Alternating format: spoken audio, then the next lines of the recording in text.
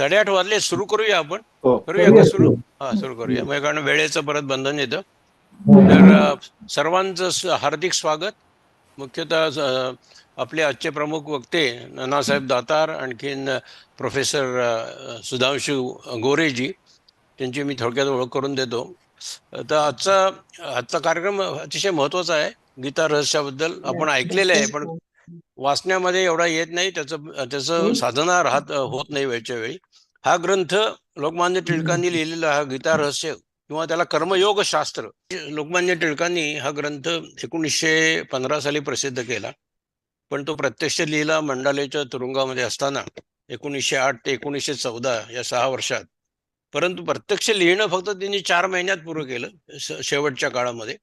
हा जवळजवळ 400 पानाचा ग्रंथ लोकमान्य टिळकांनी स्वहस्ते हस्ताक्षरात स्वतःने लिहिलेला आहे तो. आणि मग पुण्याला आल्यानंतर तो प्रसिद्ध झाला. आणि 1917 साली त्यांनी अमरावती इथे टिळकांनी जे भाषण केलं त्यामध्ये त्यांनी गीता रहस्य लिहिण्यामागे आपली काय भूमिका होती 1917 साली ती स्पष्ट केली त्यामध्ये. त्यामुळे अनेक लोकांनी याच्यावर मतं व्यक्त केली आहेत. पण कुठलाही ग्रंथ वाचताना आपण स्वतः लोकांचे मतं न करता स्वतः वाचून स्वतःचं मत बनवावं. म्हणून त्यांनी जे लिहिलं आहे ते त्यांचं इंडिपेंडंट थिंकिंग आहे. लोकमान्य टिळकांनी इतर सगळी मतं बाजूला ठेवून स्वतः विचार करून त्यातनं कर्मयोग शास्त्र, अनेकांनी भक्ती योगावर लिहिलंय, ज्ञानयोगावर लिहिलं, पण लोकमान्य टिळकांनी कर्मयोग शास्त्र, की कुठलेही योग केले तरी सर्वात महत्वाचा योग म्हणजे कर्मयोग शास्त्र. आणि आपण या विषयावर डॉक्टर दातार यांच्याकडनं ऐकूच आपण. पण या विषयाची सुरुवात आणि नानासाहेब दातारांची ओळख प्रोफेसर सुधांशू गोरे करून देतील. त्यांची मी थोडक्यात ओळख करून देतो. डॉक्टर सुधांशू गोरे BSc, MA, MPhil आणि PhD, आणि जे प्रोफेसर ऑफ सोशॉलॉजी पुण्याच्या SP कॉलेजमध्ये 1977 पासून 2013 पर्यंत त्यांनी सोशॉलॉजी या विषयावर शिकवलेलं आहे. अनेक प्रोजेक्ट्स त्यांनी पुरे केलेत. जवळजवळ 5 दशकं त्यांनी या सोशॉलॉजीच्या वर शिकवलंच नाही तर निरनिराळे प्रोजेक्ट्स पण आपल्या भारतामध्ये केलेले आहेत. He is a आर्डंट student of Marathi, Hindi आणि इंग्लिश लँग्वेजेस. आणि सध्या ते इंडियातली हिस्ट्री आणि एन्शंट कल्चर यावर जी पुस्तकं आहेत ते मराठीमध्ये आणण्याचं आणि किंवा मराठीतून इंग्लिशमध्ये भाषांतर करण्याचं काम करत असतात. त्यांची कमांड सर्वच लँग्वेजवर आहे, मराठी, इंग्लिश. सर सुधांशीजी, तर तुम्हाला तुमच्याकडे फोरम देतो. तुमची थोडक्यात ओळख, तुम्ही नानांची ओळख करून द्या, विषयाची सुरुवात करून द्या, आणि मग नानासाहेब दातार याच्यावर बोलतील. नमस्कार श्रोते मंडळी, भारतातून शुभ प्रभात. मी सुधांशू गोरे युनिव्हर्स ऑफ स्पिरिच्युअलिटीच्या माध्यमातून तुम्हा सर्वांशी संपर्क साधताना मला अतिशय आनंद होतो आहे. आजच्या व्याख्यानाचे वक्ते नानासाहेब दातार यांचा मी अगोदर परिचय करून देणार आहे आणि त्यानंतर गीता रहस्य या ग्रंथाच्याकडे पाहावे कसे, पर्स्पेक्टिव्ह, याच्या बाबत एक 4 शब्द बोलणार आहे.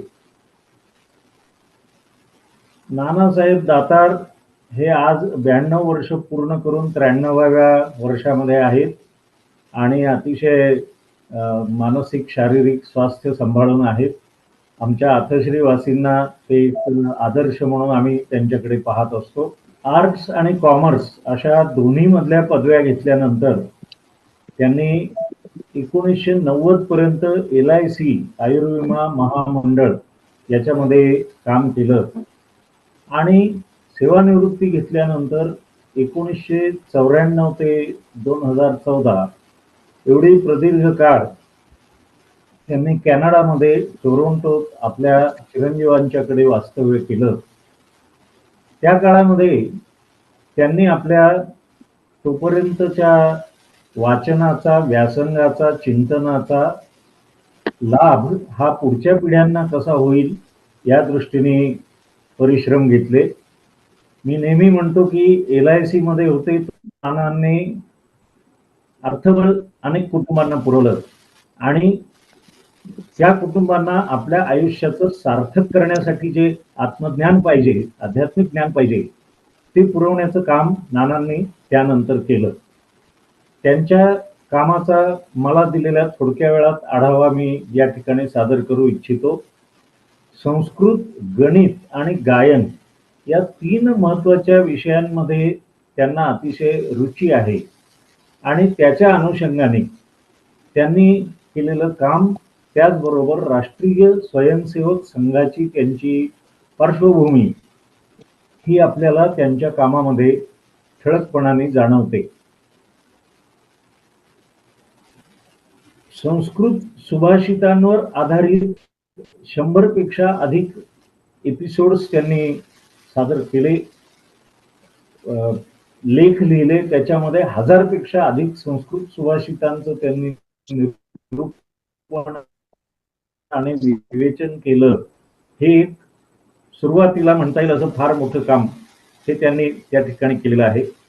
आणि त्यानंतर आपल्याला त्यांनी वेगवेगळ्या ग्रंथांचा परिचय पुढच्या पिढीला व्हावा या दृष्टीने केलेलं जे काम आहे, त्याच्यामध्ये संपूर्ण 7500 श्लोकांच्या ज्ञानेश्वरीतल्या महत्वाच्या 3200 ओव्या या त्यांनी निवडल्या आणि लघु ज्ञानेश्वरी तयार केली. 53 गीतांमध्ये भगवद्गीतेचं सार सादर केलं. सारांश सांगणारी गद्य गीता लिहिली आणि नातवांसाठी गीता, यातून पुढच्या पिढीला भगवद्गीतेचा उपदेश पोहोचवण्याचा प्रयत्न केला. गीत रामायणाचे रसग्रहण, अनेक काव्य संग्रहांचे निरूपण, गीत रामायणाचं गायन सुद्धा त्यांनी केलेलं आहे. याशिवाय वेळोवेळ म्हणजे ज्याला प्रासंगिक काव्य रचना असं आपण म्हणू शकतो, ती त्यांनी मराठी आणि संस्कृतामध्येही केलेली आहे. टोरंटोला वैदिक कल्चरल सेंटर आणि श्री गणेश परिवार संस्थेचे ते संस्थापक होते. वैदिक कल्चरल सेंटरच्या माध्यमातून त्यांनी शेकडो भाषणं दिलेली आहेत. दुबईमध्ये ज्ञानेश्वरीवर भाषण दिलेलं आहे आणि अथश्रीमध्ये गेल्या इथल्या वास्तव्यात भागवतावर एक पूर्ण वर्षभर त्यांनी व्याख्यानमाला चालवलेली होती. मी थोडक्यात सांगायचं तर असं म्हणेन की गणेश भक्ती, गणेश हा बुद्धीचा आणि भाषांचा देव आहे. गणेश भक्तीचं फळ म्हणजे काय असं जर कोणी विचारलं तर त्याला मी सांगेन की नानासाहेब दातारांच्या आयुष्याकडे तुम्ही पहा आणि ते त्यांच्या गणेश भक्तीचं फळ या रूपाने आपण सगळे बघू शकतो असं मला वाटतं. आता मी गीता रहस्याकडे बघण्याच्या दृष्टीने 2-3 गोष्टी विशेषतः माझ्या नंतरच्या पिढीला, आता जरी बरेचसे माझ्या पिढीचे लोक या ठिकाणी मला दिसत आहेत, परंतु त्यांनाही कदाचित लक्षात आले असतील नसतील. तर पहिली गोष्ट म्हणजे लोकमान्यांच्या कारकिर्दीतल्या महत्वाच्या 4-5 घटना जर डोळ्यासमोर आणल्या तर तिथे गीता रहस्याचं लेखन याला एक विशिष्ट स्थान आहे. 1980 मध्ये त्याने डेक्कन एज्युकेशन सोसायटी आणि न्यू इंग्लिश स्कूल याची स्थापना केली. लक्षात घ्या, त्यांनी वेद पाठशाळा स्थापन नाही केलेली, त्यांनी न्यू इंग्लिश स्कूल स्थापन केलेलं आहे. पुढे 85 साली त्याचं महाविद्यालय, फर्ग्युसन महाविद्यालय सुरू केलेलं आहे. त्याच सुमाराला केसरी हे मराठी वृत्तपत्र आणि मराठा हे इंग्रजी वृत्तपत्र सुरू केलेलं आहे. तेव्हा जनजागृती आणि शिक्षण या विषयातून ते समाजाकडे वळलेले आपल्याला दिसतात. त्याच वेळी ते पुणे कॉर्पोरेशनच्या समितीवरही अनेकदा निवडून गेलेले होते. पुढे 92, 93, 94, 1892, 93, 94 या काळात त्यांनी शिवजयंती उत्सव आणि गणेशोत्सव हे सार्वजनिक उत्सव सुरू केले. गणेश उत्सव रस्त्यावर नेला अशी त्यांच्यावर टीका झाली, परंतु त्यांनी त्या निमित्ताने विविध जातीपातींचे लोक एकत्र येतील आणि घरात चालत नसतील तरी रस्त्यावर तरी ते सामुदायिकरित्या काही गोष्टी करतील याची काळजी घेतली आणि शिवजयंतीच्या रूपाने इतिहासातून प्रेरणा मिळण्याच्या दृष्टीने प्रयत्न केला. गीता रहस्याची संपूर्ण संहिता जरी त्यांनी 10-11 साली लिहिलेली होती, तरी सुद्धा सुरुवातीलाच त्यांनी म्हटलेलं आहे की याचा विचार बरीच वर्षे माझ्या मनात होता. आध्यात्मिक बळ पुरवण्याची जी आवश्यकता होती ती आवश्यकता गीता रहस्याच्या रूपाने लोकमान्यांच्या मनामध्ये असावी आणि सवड मिळाल्यानंतर त्यांनी ती पूर्ण केली असं आपल्याला दिसतं. इतरही अनेक ग्रंथ मधल्या काळात त्यांनी लिहिले, परंतु गीता रहस्याचा हा जो एक क्रम आहे, कालक्रम आहे, तो या ठिकाणी नुसता महत्वाचा आहे असं नाही. तर गीता केव्हा सांगितली? अर्जुनाने ज्या वेळेला आपल्यावर झालेल्या अन्यायाविरुद्ध लढायला उभा राहिलेला आहे आणि नंतर समोर काका आणि बंधू आणि गुरु यांना बघून तो गलित गात्र झालेला आहे, अशा वेळेला भगवद्गीता सांगितलेली आहे. आता हे मुद्दाम सांगण्याचं कारण असं आहे की संपूर्ण गीता ग्रंथामध्ये त्यांनी अन्याय विरुद्ध लढा हे शब्द टाळलेले आहेत. इंग्रज लोकांना हा धार्मिक ग्रंथ आहे असंच वाटावं आणि त्या दृष्टीने संबंध शब्द योजना केलेली आहे. संघ तो लढण्यासाठी तयार केलेला आहे असं आपल्याला दिसतं आणि त्या अर्थाने गीता रहस्याचं महत्व हे केवळ धार्मिक आहे असं नाही, तर राजकीय दृष्ट्या किंवा त्यांच्या एकूण स्वातंत्र्य लढ्याच्या कारकिर्दीमध्ये किंवा रचनेमध्ये त्यांना त्याचं काय महत्व वाटत होतं ते आपल्याला त्या ठिकाणी दिसतं. गीता रहस्याची रचना ही आजकाल तुमचे पीएचडी आणि तत्सम पद्धतीमध्ये सुद्धा इतकी चपखल बसणारी आहे की त्याच्यामध्ये काही वाव शंकेला राहूच नाही. तेव्हा गीता रहस्याकडे बघताना जर या दृष्टिकोनातून पाहिलं की त्यांच्या स्वातंत्र्य लढ्याच्या चळवळीचाच तो एक भाग होता. महत्वाचं म्हणजे लक्षात घ्या की त्याचं प्रसिद्धी, त्याचं प्रकाशन 1915 मध्ये केलं आणि तेव्हा मग लोकमान्यांनी जाहीरपणे सिंहगर्जना, त्यांची प्रसिद्ध सिंहगर्जना केली, ती म्हणजे स्वराज्य हा माझा जन्मसिद्ध हक्क आहे आणि तो मी मिळवणारच. हा या सगळ्या त्यांच्या प्रयत्नांचा कळस होता असं मी म्हणेन आणि त्याच्यामध्ये गीता रहस्याचं स्थान हे फार वरचं आहे. याहून अधिक बोलून मी आपल्या आणि नानांच्या मध्ये वेळ घेऊ इच्छित नाही. गीता रहस्याचं अंतरंग नानांच्या 3 दशकांहून अधिक काळाच्या चिंतनाचं सार आपल्याला या ठिकाणी बसल्या जागी मिळतं आहे.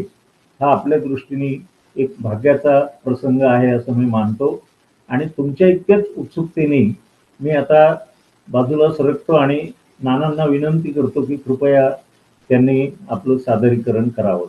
धन्यवाद.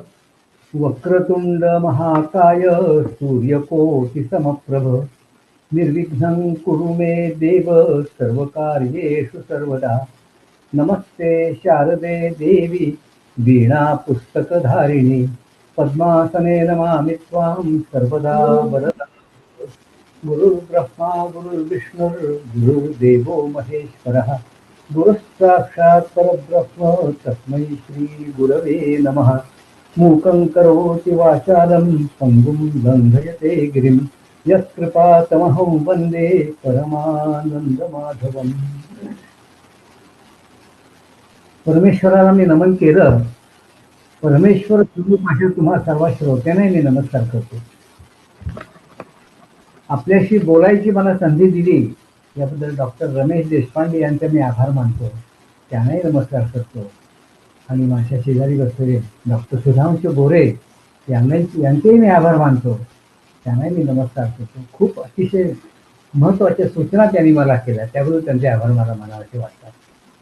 असो, यानंतर गीता रहस्याचे लेखक बाळ गंगाधर टिळक यांच्या उत्तुंग व्यक्तिमत्वाला, त्या महापुरुषाला हे नमस्कार करतो. आणि आता खरं सांगायचं तर दीड तासामध्ये गीता रहस्याचा सारांश सांगणं अत्यंत कठीण आहे. पण शेवटी आपल्याला काहीतरी व्यावहारिक मार्ग काढावाच लागतो. म्हणून एवढ्या थोड्या वेळामध्ये मला जेवढं जमेल तेवढं मी सांगेन. फार कमी मला सांगता येणार आहे. आणि महत्त्वाच्या गोष्टी जर मी सांगितल्या नुसत्या तर त्या मधली लिंक म्हणता येईल, कदाचित नाही मिळणार तुम्हाला, पण त्याला इलाजच नाही. आपण वेळेचं आपल्याला बंधन आहे. मला असं सांगण्यात आलेलं आहे की या कार्यक्रमानंतर प्रश्नोत्तराचंही आपल्याला काही करायचं आहे. तर तुम्ही प्रश्न विचारा मला, काही गोष्टींचा तरी उलगडा त्याच्यामध्ये होऊ शकतो. असं आता आपण ग्रंथाकडे वळूया. हा जो ग्रंथ लोकमान्य टिळकाने दिला, हा मी असं म्हणेन एक युगप्रवर्तक ग्रंथ होता. ग्रंथाच्या लेखनासाठी त्यांनी जे प्रचंड श्रम केले, हिमालय एवढा अभ्यास केला, त्याला तुलनाच नाही. हा ग्रंथ लिहून त्यांनी गीतेची, हिंदू धर्माची आणि भारत देशाची जी काही अमूल्य सेवा केलेली आहे, त्याबद्दल त्यांना आमचे कोटी कोटी प्रणाम आहेत. या ग्रंथाचीच थोडी हकीकत आपण बघूया. आता आपण सगळ्यांनी सांगितलं आपल्याला की हा ग्रंथ बरेच वर्ष त्यांच्या डोक्यात होता. ते स्वतः असं म्हणतात की मराठी, इंग्रजी, संस्कृत असे अनेक गीतेवरचे ग्रंथ माझ्या वाचनात आले. एक शंका मनात राहिली. ते म्हणाले, स्वजनांच्या बरोबर युद्ध करणं ही वाईट गोष्ट आहे. या समजुतीने अर्जुन युद्ध करायला कचरत होता. तेच युद्ध त्याला स्वेच्छेने करायला लावण्यासाठी जी गीता भगवंतांनी त्याला सांगितली, त्याच्यामध्ये ब्रह्मज्ञानाने मोक्ष मिळवावा हा विषय कसा येतो, ही शंका मला आली. कळत म्हणाले. मग ते म्हणाले, सगळ्या टीका बाजूला ठेवल्या आणि नुसत्या गीता ग्रंथाची लक्षपूर्वक अनेक कर्मयोग परत आहे. गीतेमध्ये योग हा शब्द कर्मयोग या अर्थानेच वापरलेला आहे. हे मत लिहून काढायचंही ठरलं. पण अनेक कारणामुळे वेळ मिळेना, पुढे जात चाललं ते.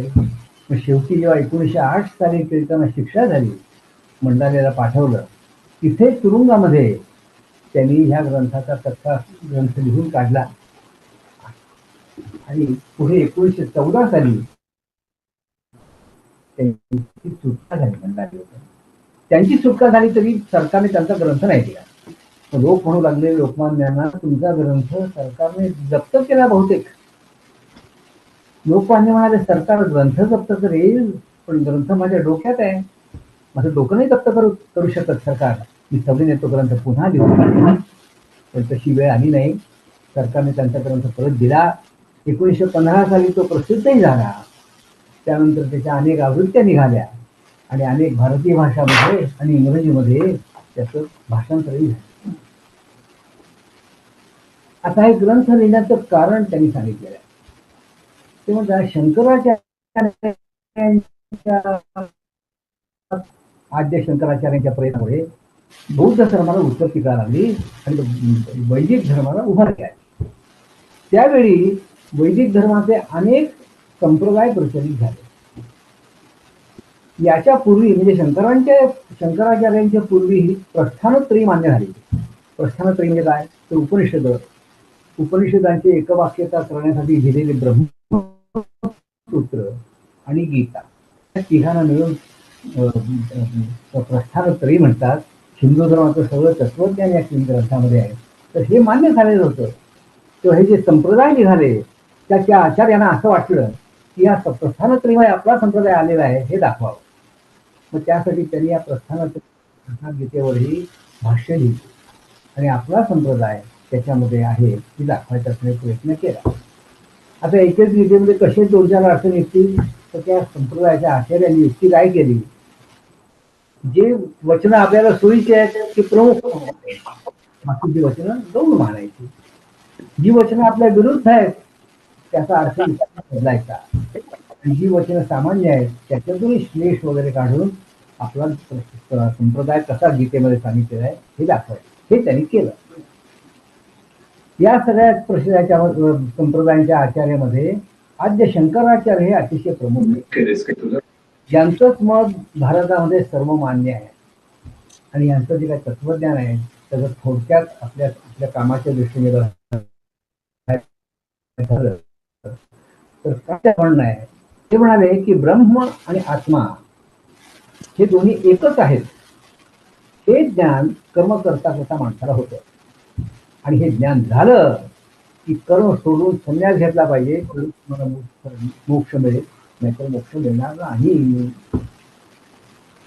इतर संप्रदायांचे जे आचार्य होते त्यांची गीतेविषयी थोडी वेगळी मतं होती, परंतु कर्माबद्दल सगळ्यांचं एकच म्हणणं होतं, कर्म हे गौण आहे, संन्यासाचं पूर्वांग आहे आणि संन्यास ज्ञान झाल्यानंतर कर्म सोडलं पाहिजे. या अशा काही मुद्द्यावर सर्वांचं एकमत होतं. आणि लोकमान्यांचा मतभेद नेमका इथेच आहे. लोकमान्यांचं काय मत आहे थोडक्यात बघूया आपण. ते म्हणतात, समाजातले सगळे व्यवहार सुरळीतपणे चालू राहण्यासाठी समाजाच्या प्रत्येक घटकानं आमरण आपलं कर्तव्य केलंच पाहिजे. ज्ञान झालं म्हणून सुटका नाही, ज्ञान झालं म्हणून करणं सोडायचं नाही. अहो, ज्ञान झालं म्हणजे काय व्यवहार सुटतो काय? ज्ञानी माणसाला हे जगावंच लागतं मरेपर्यंत. आणि जगेपर्यंत जोपर्यंत तो जिवंत आहे तर त्याला खाणं पिणं देणं घेणं बोलणं चालणं ऐकणं हे सगळे जीवनाचे आवश्यक व्यवहार त्याला करावेच लागतात. श्वासोश्वास चालू असतो आणि भूक लागलं जेवायला लागतं आणि त्यासाठी त्याला भीक मागावी लागते. लोकमान्य म्हणतात, इतकं सगळं जर तुम्हाला करायचं आहे तर मग तुमचं जे कार्य आहे समाजाचं तुम्हाला दिलेलं स्वधर्म ज्याला म्हणतो ते का सोडायचं, असा त्यांचा मुद्दा आहे.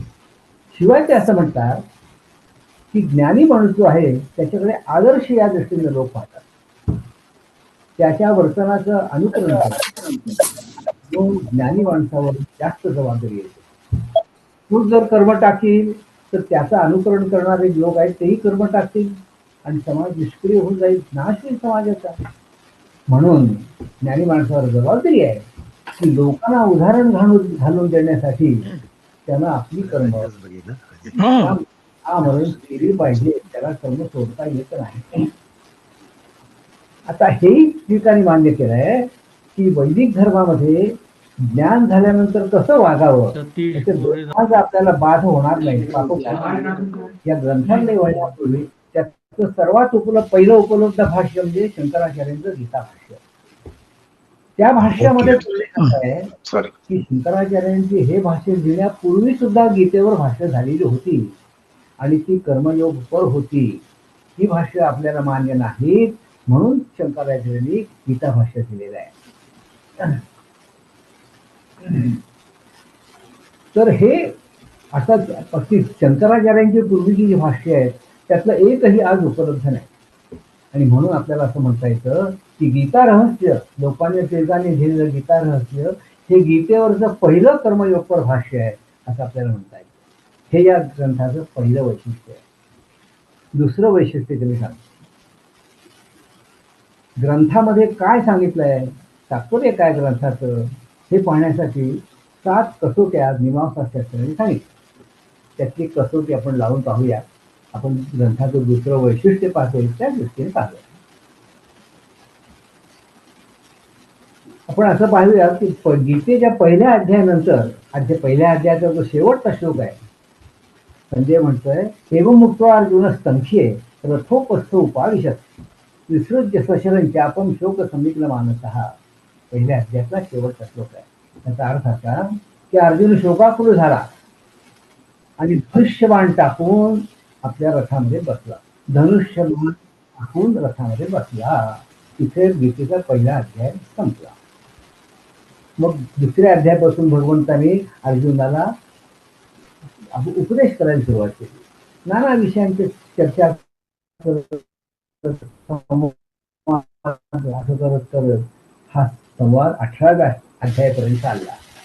18व्या अध्यायाचा शेवटचा श्लोक म्हणजे गीतेचा शेवटचा श्लोक पुन्हा संजयचा आहे. काय म्हणतो संजय तेव्हा, यत्र योगेश्वर कृष्णो यत्र पार्थो धनुर्धर तत्र श्री विजयो भूत.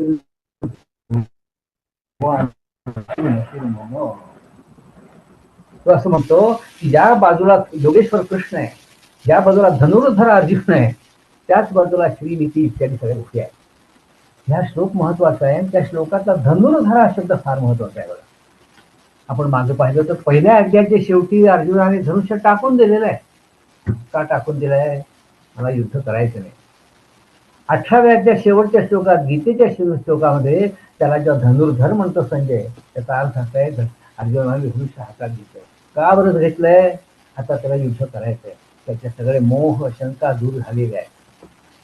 अर्जुनाच्या मनामध्ये हे जे परिवर्तन झालं सगळं ते धनुर्धर या एका शब्दामध्ये नीट नोंदलं गेलेलं आहे. आता हे प्रश्न एवढाच येतो की जो अर्जुन धनुष्य टाकून बसला होता त्याने धनुष्य हातात का घेतलं? उत्तर स्पष्ट आहे. मध्ये तो कृष्णाने त्याला उपदेश केला त्याच्याच अनुभवी झालेला आहे. आणि मग कृष्णाचा उपदेश कशाचा होता हे आपल्याला कळतं. हा कर्मसन्यासा असा नसून कर्मयोगाचा उपदेश होता हे आपल्याला इथं कळून येतं. लोक असं म्हणतात की कुणीही, तरी सुद्धा हे असं तरी असलं तरी कुणीही गीतेतल्या सगळ्या प्रतिपादनाची जुळणी कर्मयोग परस्पर कशी लागते हे दाखवलं आहे. हे इतकं स्पष्ट असून सुद्धा ते भाषांतर होऊन गेले. कोणी हे दाखवलं नाही की गीतेतल्या सगळ्या प्रतिपादनाची जुळणी कर्मयोगाच्या प्रमाणे कशी होते. सगळ्यांनी कानाला गौड लेखलेला आहे.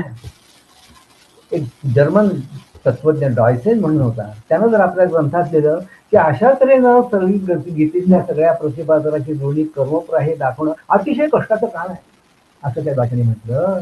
आणि हे अतिशय कष्टाचं काम हे शिवधनुष्य लोकमान्यांनी उचललं आणि गीता रहस्य हे ग्रंथ घेऊन ते अतिशय यशस्वीरित्या पूर्ण केलं.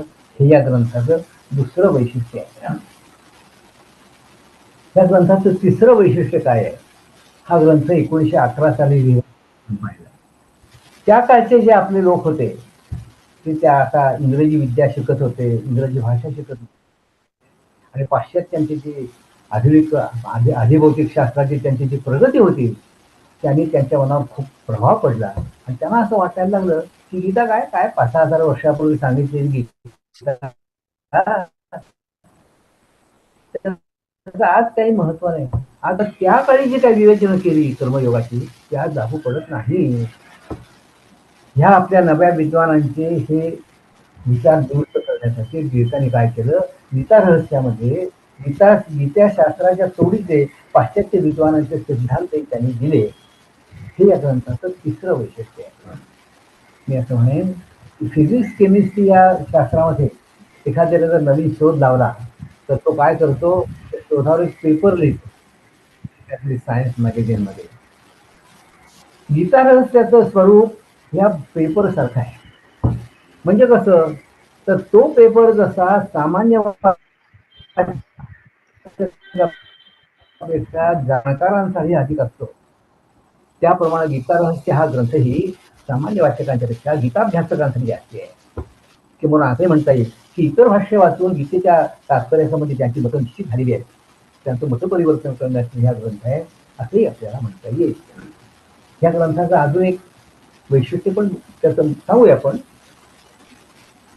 जरी युद्धाबद्दल चर्चा असली तरी कर्मयोग, त्यानंतर विश्वाची उत्पत्ती स्थिती लय, ब्रह्मज्ञान, भक्ती, अमुक सांख्यज्ञान असे अनेक विषय या गीतेच्या ह्याच्यामध्ये आलेले आहेत. हे सगळे विषय कृष्णार्जुनाच्या संवादामध्ये सरमिसळपणे आलेले आहेत. टिळकांनी काय केलं, हे सगळे विषयाची व्यवस्थेची शिस्तची त्याची वाटणी केली आणि एकेका प्रकरणामध्ये एक एक विषय त्यांनी मांडला आणि अशा रीतीनं पहिला गीता रहस्य हा त्याने आपला निबंध लिहिला आणि त्यानंतर गीतेतल्या सगळ्या श्लोकांचं भाषांतरही त्याने दिलं. म्हणजे या ग्रंथाचे 2 भाग आहेत. पहिला भाग जो आहे तो गीता रहस्य निबंध आणि दुसरा भाग आता हा आपण त्याचा जो गीतेचा पहिला भाग आहे तिकडे आपण वळूया. लोकमान्य गणित होते मी म्हटलं त्याचं इथे आपल्याला दिसून येतं. जॉमेट्रीमध्ये जो आपण पाहिलं तर थिअरम लिहितात आणि मग देअर फर करत विडी करून निबंध आपला थिअरम सिद्ध करतात. तीच पद्धत लोकमान्यांनी इथे वापरलेली आहे. कुठलाही सिद्धांत ते मांडतात तेव्हा आता पायरीने तर्काला धरून तर्कसिद्ध पद्धत केल्याचं मांडतात आणि त्यामुळं एका दृष्टीने सोपं आहे. आपण जर स्टेप समजत गेलो तर आपले प्रवास टिळकांच्या बरोबर होत राहतो, आपण सिद्धांच्या बरोबर पोचतो. आणि हे या ग्रंथाचं अजून एक वैशिष्ट्य आहे आपल्याला म्हणता येईल. या भाग 1 मध्ये 565 पृष्ठ आहेत, 16 प्रकरण आहेत आणि हा ग्रंथ 1911 साली लिहिला. म्हणजे 110 वर्षाच्या वर काळ निवडून लिहिलेला आहे त्याला. या ग्रंथाची भाषा त्यामुळे त्या काळची म्हणजे संस्कृत प्रचूर आहे. या ग्रंथातल्या परिच्छेद खूप मोठे मोठे आहेत. वाक्य सुद्धा लांब लचक गुंतागुंतीची आणि अनेक उपवाक्य असलेली अशी वाक्य आहेत. विषय तत्वज्ञानाचा आहे, कठीण आहे आणि त्यामध्ये अपरिचित पारिभाषिक शब्द आपल्या भेटेल आणि या सगळ्यामुळे हा ग्रंथ वाचायला थोडी अडचण येते, कळायला थोडी अडचण येते, मान्य आहे. परंतु प्रत्येक गीताच्या अभ्यासकाने हा ग्रंथ वाचावा, प्रयत्न करून वाचावा, अशा ग्रंथांची योग्यता आहे. आणि असं म्हणेल की अडचणी कोणाला येत नाही, येतात, पण जिथे अडचण येते तिथे आपण थांबावं, पुन्हा पुन्हा वाचावं, विचार करावा, नक्की मार्ग सापडतो, माझा अनुभव आहे. असं इतकं केल्यानंतर आता भाग 1 मध्ये जे प्रकरण आहे त्या प्रकरणाकडे मी वळतो. पहिलं प्रकरण आहे विषय प्रवेश. या प्रकरणात सांगतात शंकराचार्य इत्यादी भाष्यकारांची जी भाष्य झाली त्याचं सार ते देतात आणि या सर्वांनी कर्माला कसं गौण लेखलं होतं हेही ते सांगून देतात. दुसरं प्रकरण असं आहे कर्मजिज्ञासा. म्हणजे असं की अर्जुन काय करावं काय करू नये अशा चिंतेत पडला होता. लोकमान्य म्हणतात असे प्रसंग थोर पुरुषांच्यावर येतच असतात. कारण धर्मातल्या परस्पर विरुद्ध 2-3 आज्ञा एकाच वेळेला लागू होतात आणि मग काय करावं या शंकापत्तीमध्ये मनुष्य सापडतो. एक उदाहरण घेऊ आपण. कोणी सारच गरीब मनुष्य आहे समजा आणि त्याला मारायला गुंड मागे त्याच्या लागले आहेत, तर तो येतो धावत गरीब मनुष्य आणि तुमच्या देखत लपून बसतो कुठेतरी. मागून ते गुंड येतात आणि तुम्हाला विचारतात कुठे गेला तो. आता तुमच्या समोर प्रश्न आहे काय करावं, कारण खरं बोलावं हाही धर्म आहे आणि निरपराध मनुष्याचा जीव वाचवावा हाही धर्म आहे. आणि अशा वेळेला माणसं संकटात पडतात, काय करावं त्यांना कळत नाही. लोकांनी तर पुढे असं म्हणतात की पूर्वीच्या काळी थोर लोकांनी अशा बिकट प्रसंगी कसं वर्तन केलं हे सांगण्यासाठीच महाभारतामध्ये अनेक कथांचा संग्रह केलेला आहे. पुन्हा सांगतो, पूर्वीच्या काळी थोर लोकांनी त्या काळच्या थोर लोकांनी असेच बिकट प्रसंग त्यांच्यावर आले असताना कसं वर्तन केलं हे सांगण्यासाठी महाभारतामध्ये अनेक कथा आहेत. आणि त्यांनी जे वर्तन केलं त्या बिकट प्रसंगी त्या वर्तनातलं बीज काय, त्या वर्तनातलं मर्म काय हे कुठेतरी सांगायला हवं होतं. लोकमान्य टिळक म्हणतात अर्जुनाचा मोह निवारण करण्याच्या निमित्तानं हे बीज त्यांनी गीतेत सांगितलेलं आहे. आणि म्हणून फार महत्वाचं वाक्य आहे. लोकमान्य म्हणतात की गीता हे महाभारताचं तात्विक सार आहे, तात्विक सार. आणि ह्या तात्विक सार म्हणजे कदा फॉर्म्युला किंवा थेरम मांडावं तसं. आणि ह्या त्याची महाभारताच्या मोठ्या अनेक कथा आहेत त्या कथा महाभारत आणि गीता त्यांचा संबंध आहे.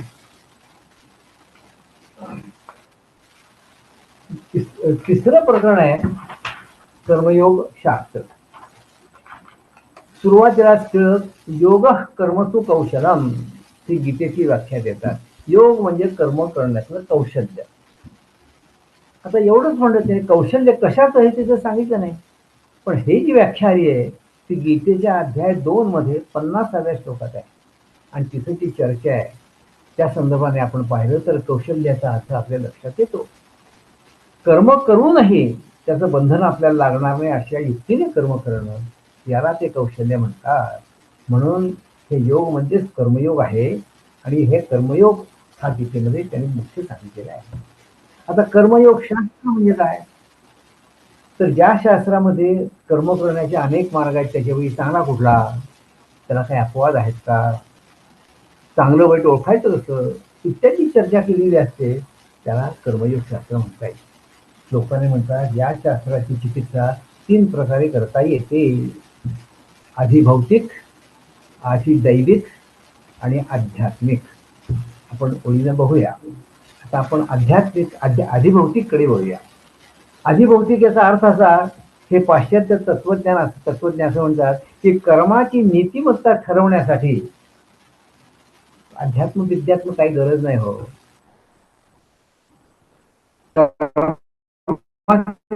बाह्य परिणाम जे होतात त्या साधी गोष्ट आहे.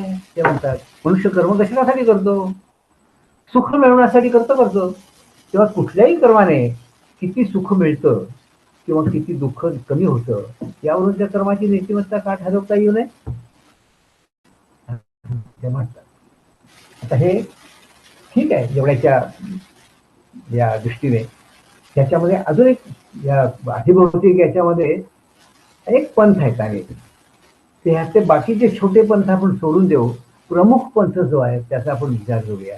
आणि तो प्रमुख पंथ जो आहे तो पुष्कळ अंत पुष्कळ सुख, greatest good of the greatest number असा आहे. त्यांचं म्हणणं काय ते म्हणाले, एखाद दुसऱ्या माणसाच्या सुखापेक्षा सगळ्या मानव जातीच्या सुखाचा विचार केला पाहिजे. आणि जे कर्म जे कृत्य सगळ्या मानव जातीच्या सुखाचा कारण होईल ते चांगलं आहे, होणारच पाहिजे. ते नीतीने उत्तम आहे. आणि केवळ अधिभौतिक दृष्टीने पाहिलं तर हे उत्तम तत्व यात काही शंकाच नाही. पण त्यात थोडी शंका येतात. काय शंका येतात?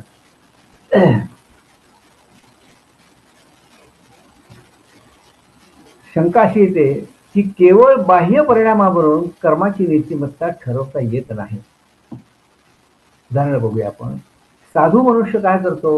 समाजाच्या हितासाठी झटत असतो.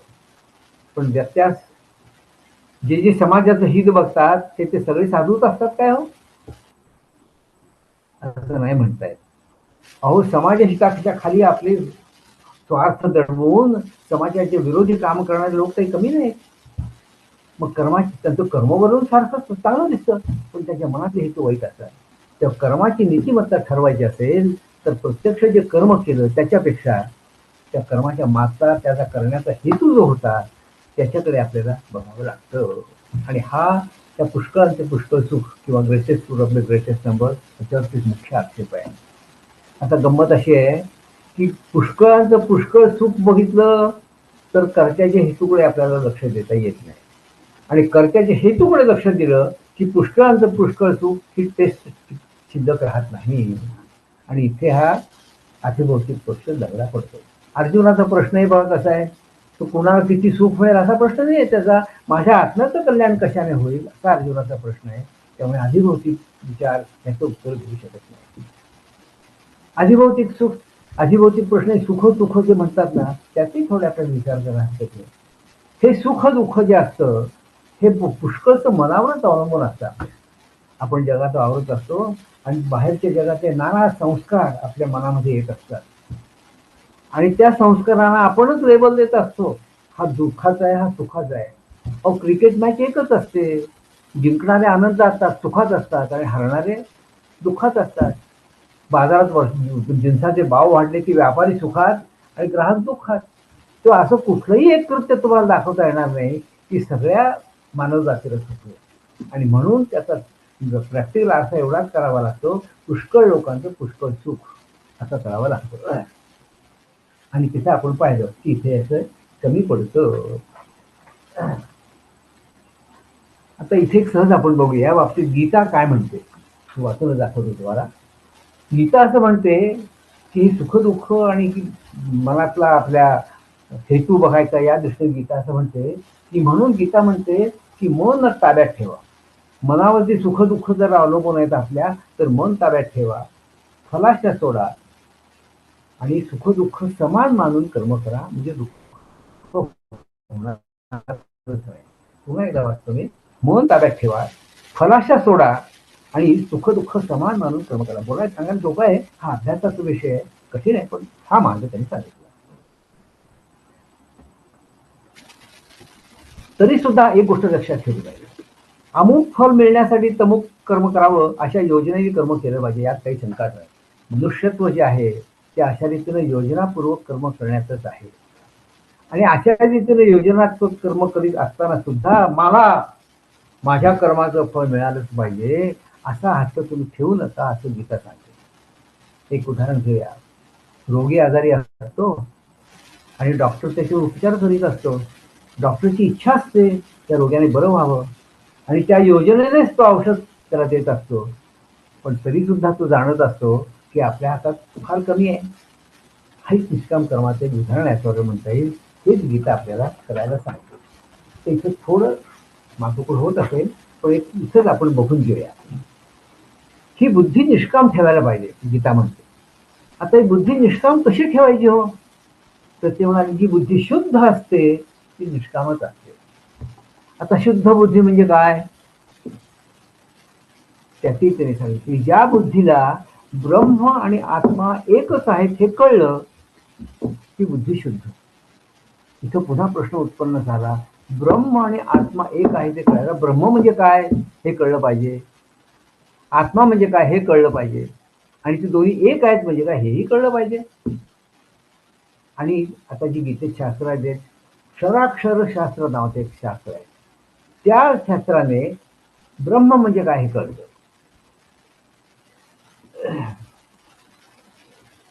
क्षेत्र क्षेत्रज्ञ या शास्त्राने आत्मा म्हणजे काय ते कळतं.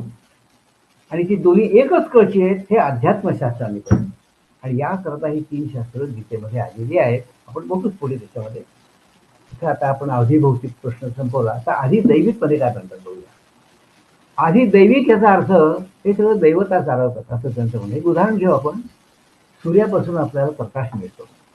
हे अधिदैविक असं म्हणतात की सूर्य एक जड गोळा आहे, मॅटर आहे, पण त्यात सूर्य नावाची देवता आहे आणि ती सूर्याच्या कामाचं सगळं नियोजन करीत असते, देवता आहे.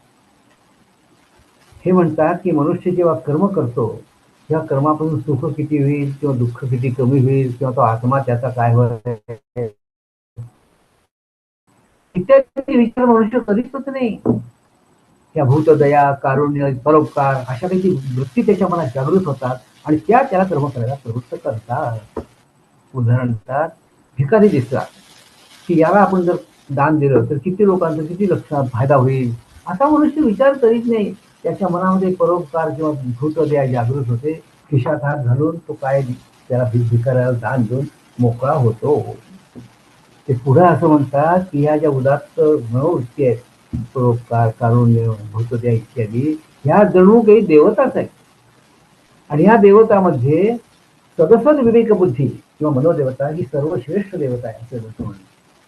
आणि ते आणखीन असं म्हणतात की ही ईश्वर दत्त आहे. ईश्वर दत्त असं आहे की मनुष्यापेक्षा श्रेष्ठ आहे. आणि संकटाच्या वेळी, अडचणीच्या वेळी आपण ह्या देवतेचा जर कौल घेतला तर ते आपल्याला योग्य निर्णय देते. कर्म करणं फार सोपं झालं. मग आपण कुठे आपल्याला प्रॉब्लेम आला की सदसद बुद्धीला कौल लावायचा, ती आपल्याला बरोबर निर्णय देते. आता ह्याच्यावरती सुद्धा शंका आहे. काय शंका आहे?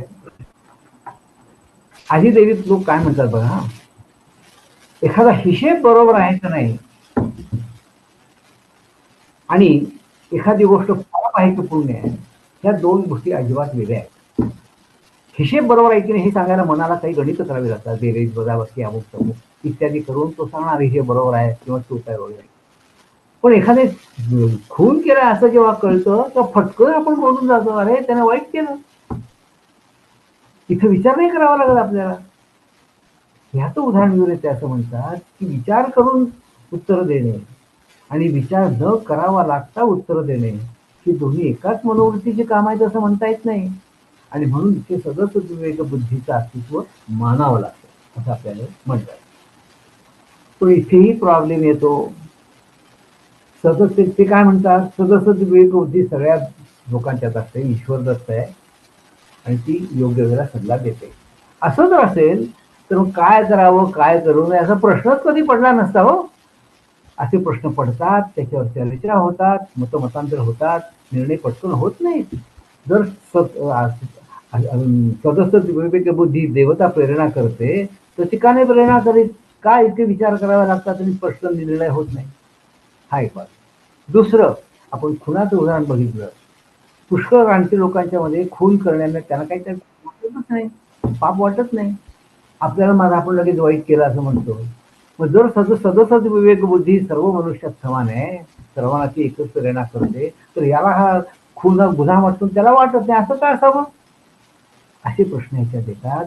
आणि म्हणून ही सुद्धा तसं अधिदैविक पक्ष सुद्धा इथे थोडासा कमी पडतो. आता इथे थोडा क्षेत्रज्ञ विचार बघा, हे होईल आपण क्षेत्रचे विचाराने आत्मा म्हणजे काय कळतं त्याचा इथे संबंध येतो थोडा. आणि त्याने हा अधिदैविक पक्ष कसा दंगडा पडतो तेही कळून येतं. आता ही क्षेत्रज्ञ विचारामध्ये काय आहे, क्षेत्र म्हणजे शरीर आणि क्षेत्रज्ञ म्हणजे आत्मा, जीवात्मा आपला. तर हे बाहेरच्या वस्तू जे आपल्याला आपण जगात वापरत असतो त्याच्यामध्ये बघा, हात पाय, वाणी, बुध आणि उपस्थ ही शरीराची आपल्या 5 कर्मेंद्रिय आहेत, यांनी कर्म होत असतात. आणि डोळे, जीभ, कान, नाक, त्वचा ही ज्ञानेंद्रिय आहेत. या ज्ञानेंद्रियाने आपल्या बाहेरचं आपल्याला ज्ञान देतं. आणि हे ज्ञान आत आल्यानंतर त्याची जी पुढची प्रक्रिया त्याचे 3 विभाग होतात. पहिल्यामध्ये सगळे आलेले नीट मांडणी करणे. दुसरा भाग त्याचा निर्णय करणे, हे ग्राह्य आहे, ते अग्राह्य आहे. आणि तिसरं ते ग्राह्य अग्राह्य ठरल्यानुसार कृती करायला प्रवृत्त होणे. त्याचं दुसरं जे काम आहे निर्णय करण्याचं, ते बुद्धीचं काम आहे. आणि बाकीचे 2 कामं मनाचे. मन हे प्रथम सगळ्या नाना तऱ्हेच्या कल्पना बुद्धीसमोर मांडतं. बुद्धी त्याचा निर्णय करते, हे घ्या, ते टाका. आणि ह्या निर्णयानुसार इंद्रियांच्याकडून मन काम करून घेतं. आता इथं पुन्हा सदस्य बुद्धी आपण काढूया. इथं ते क्षेत्र विचार असा सांगतो की बुद्धी निर्णय घेते, सगळ्याच विषयाचा निर्णय घेते. आता हे विषय कुठले आहेत? अनेक विषय आहेत. तो व्यापार असेल, बुद्ध असेल, प्रवास असेल, शेती असेल, क्रीडा असेल, अनेक विषय आहेत. त्यात निर्णय घ्यावे लागतात. हे सगळे निर्णय एक बुद्धीच घेते, एकच निर्णय घेते. आता ही एकच बुद्धी सगळ्याच निश्चय, सुईत दोरा होणे असो, तांदूळ निवडणे असो, हिशेब करणे असो, किंवा पापपुण्य ठरवणे असो, सगळ्याचा निर्णय एकच बुद्धी करते. असा असल्यामुळे सदस्य बुद्धीला इथे जागा राहत नाही. पण तरी सुद्धा एकाच्या बुद्धीला योग्य वाटतं, दुसऱ्याच्या बुद्धीला वाटत नाही. अत्याधी फरक ते का पडतात? त्याचं उदाहरण असं त्यांनी सांगितलं की पूर्वकर्म माणसाचं, शिक्षण आणि त्याच्यावर जे संस्कार होतात लोकांच्या वापरून, त्यामुळं त्याची शक्ती कमी अधिक विकसित होते आणि सरळ वाकडी पण होते. आणि यामुळे एकाच्या बुद्धीला जे ग्राह्य वाटतं ते दुसऱ्याच्या बुद्धीला अग्राह्य वाटतं. तिथे सदस्य विवेक बुद्धीचा संबंध येत नाही. अशा रीतीनं दोघेही लागे पडल्यावर त्याचं पुढे आपल्याला अध्यात्माकडे जायला पाहिजे आहे. त्यापेक्षा क्षेत्र त्यातला आता क्षेत्र न्यायचा थोडा आपण विभाग पाहूया. आपण बघितलं की क्षेत्रामध्ये मन आणि बुद्धी हे 2 फार महत्वाचे इंद्रिय आहेत. यांच्यावरती आपलं सगळं अवलंबून असतं. पण यांचे कार्य ठरलेले आहे. आपली कक्षा सोडून ते दुसरीकडे जाऊ शकत नाही. आणि देहाचे जे व्यवहार आपल्या होतात त्या दोन्हींचा समन्वय करून होतात. मन आणि बुद्धी या दोघांच्या व्यापाराचा समन्वय करून आपला व्यवहार होतात. हा समन्वय कोण करतं? समन्वय करणं हे काम मनाचंही काम नाही आणि बुद्धीचंही काम नाही. तिसरीच एक शक्ती आहे. ती शक्ती मन आणि बुद्धी यांच्या पलीकडे आहे, त्यांच्यापेक्षा श्रेष्ठ आहे. आणि याला क्षेत्रज्ञ म्हणतात, जीवात्मा म्हणतात. आणि याला क्षेत्राचा मालक असे म्हणतात. आता आपण क्षेत्रज्ञ विचार बघितला. आता क्षराक्षर विचार बघूया की ज्याने आपल्याला ब्रह्म म्हणजे काय हे कळतं. आता हा प्रवास जो आहे तो जडसृष्टीपासून परमात्म्याकडे जाण्याचा आहे. सांख्यच विचार ह्याच्यामध्ये ते असं म्हणतात, जडसृष्टीपासून आपण सुरुवात करतो आहोत. या जगामध्ये नवीन काही निर्माण होत नाही. एकापासून दुसरं, दुसऱ्यापासून तिसरं असे पदार्थ बनतात. जे कारणात असतं तेच कार्यात येतं, जे कारणात नाही ते कार्यात येत नाही, असा ह्याचा आहे. आणि या गोष्टीला याचं उदाहरण आपलं अनुभवी आहे. दही आपल्याला हवं असतं ते दुधापासून बनवावं लागतं. पाण्याचं दही होत नाही, किंवा कारणात नसतं ते कार्यात येत नाही, त्याच्यावर आपल्याला कळून आलं. या नियमाला ते सत्कार्यवाद असं म्हणतात, कॉज अँड इफेक्ट रिलेशनशिप. आणि याच्यावरून आपल्याला असे दिसून येतं हे जे नानाविध जग आपल्या समोर भोवती आहे, ज्या जगात आपण वावरतो, ते सुद्धा कशापासून निर्माण झालं मग?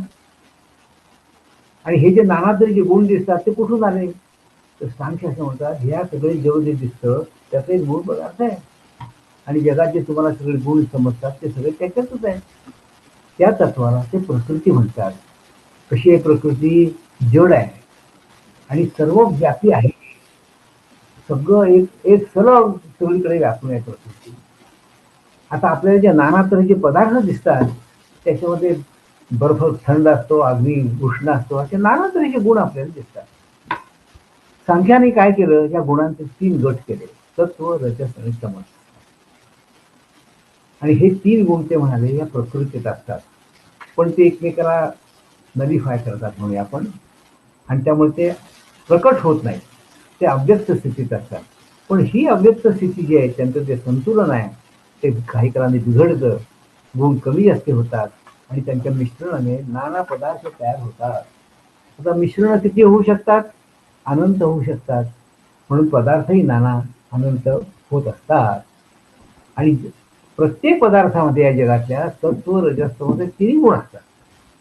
जो गुण त्या पदार्थात जास्त असतो त्या गुणाचा तो पदार्थ आहे असं आपण म्हणत असतो. हे झालं. आता सांगशी आणखी पुढे काय म्हणतात, ही जी प्रकृती आहे तिला पाहणारा कोणीतरी पाहिजे, तिला जाणणारा कोणीतरी पाहिजे.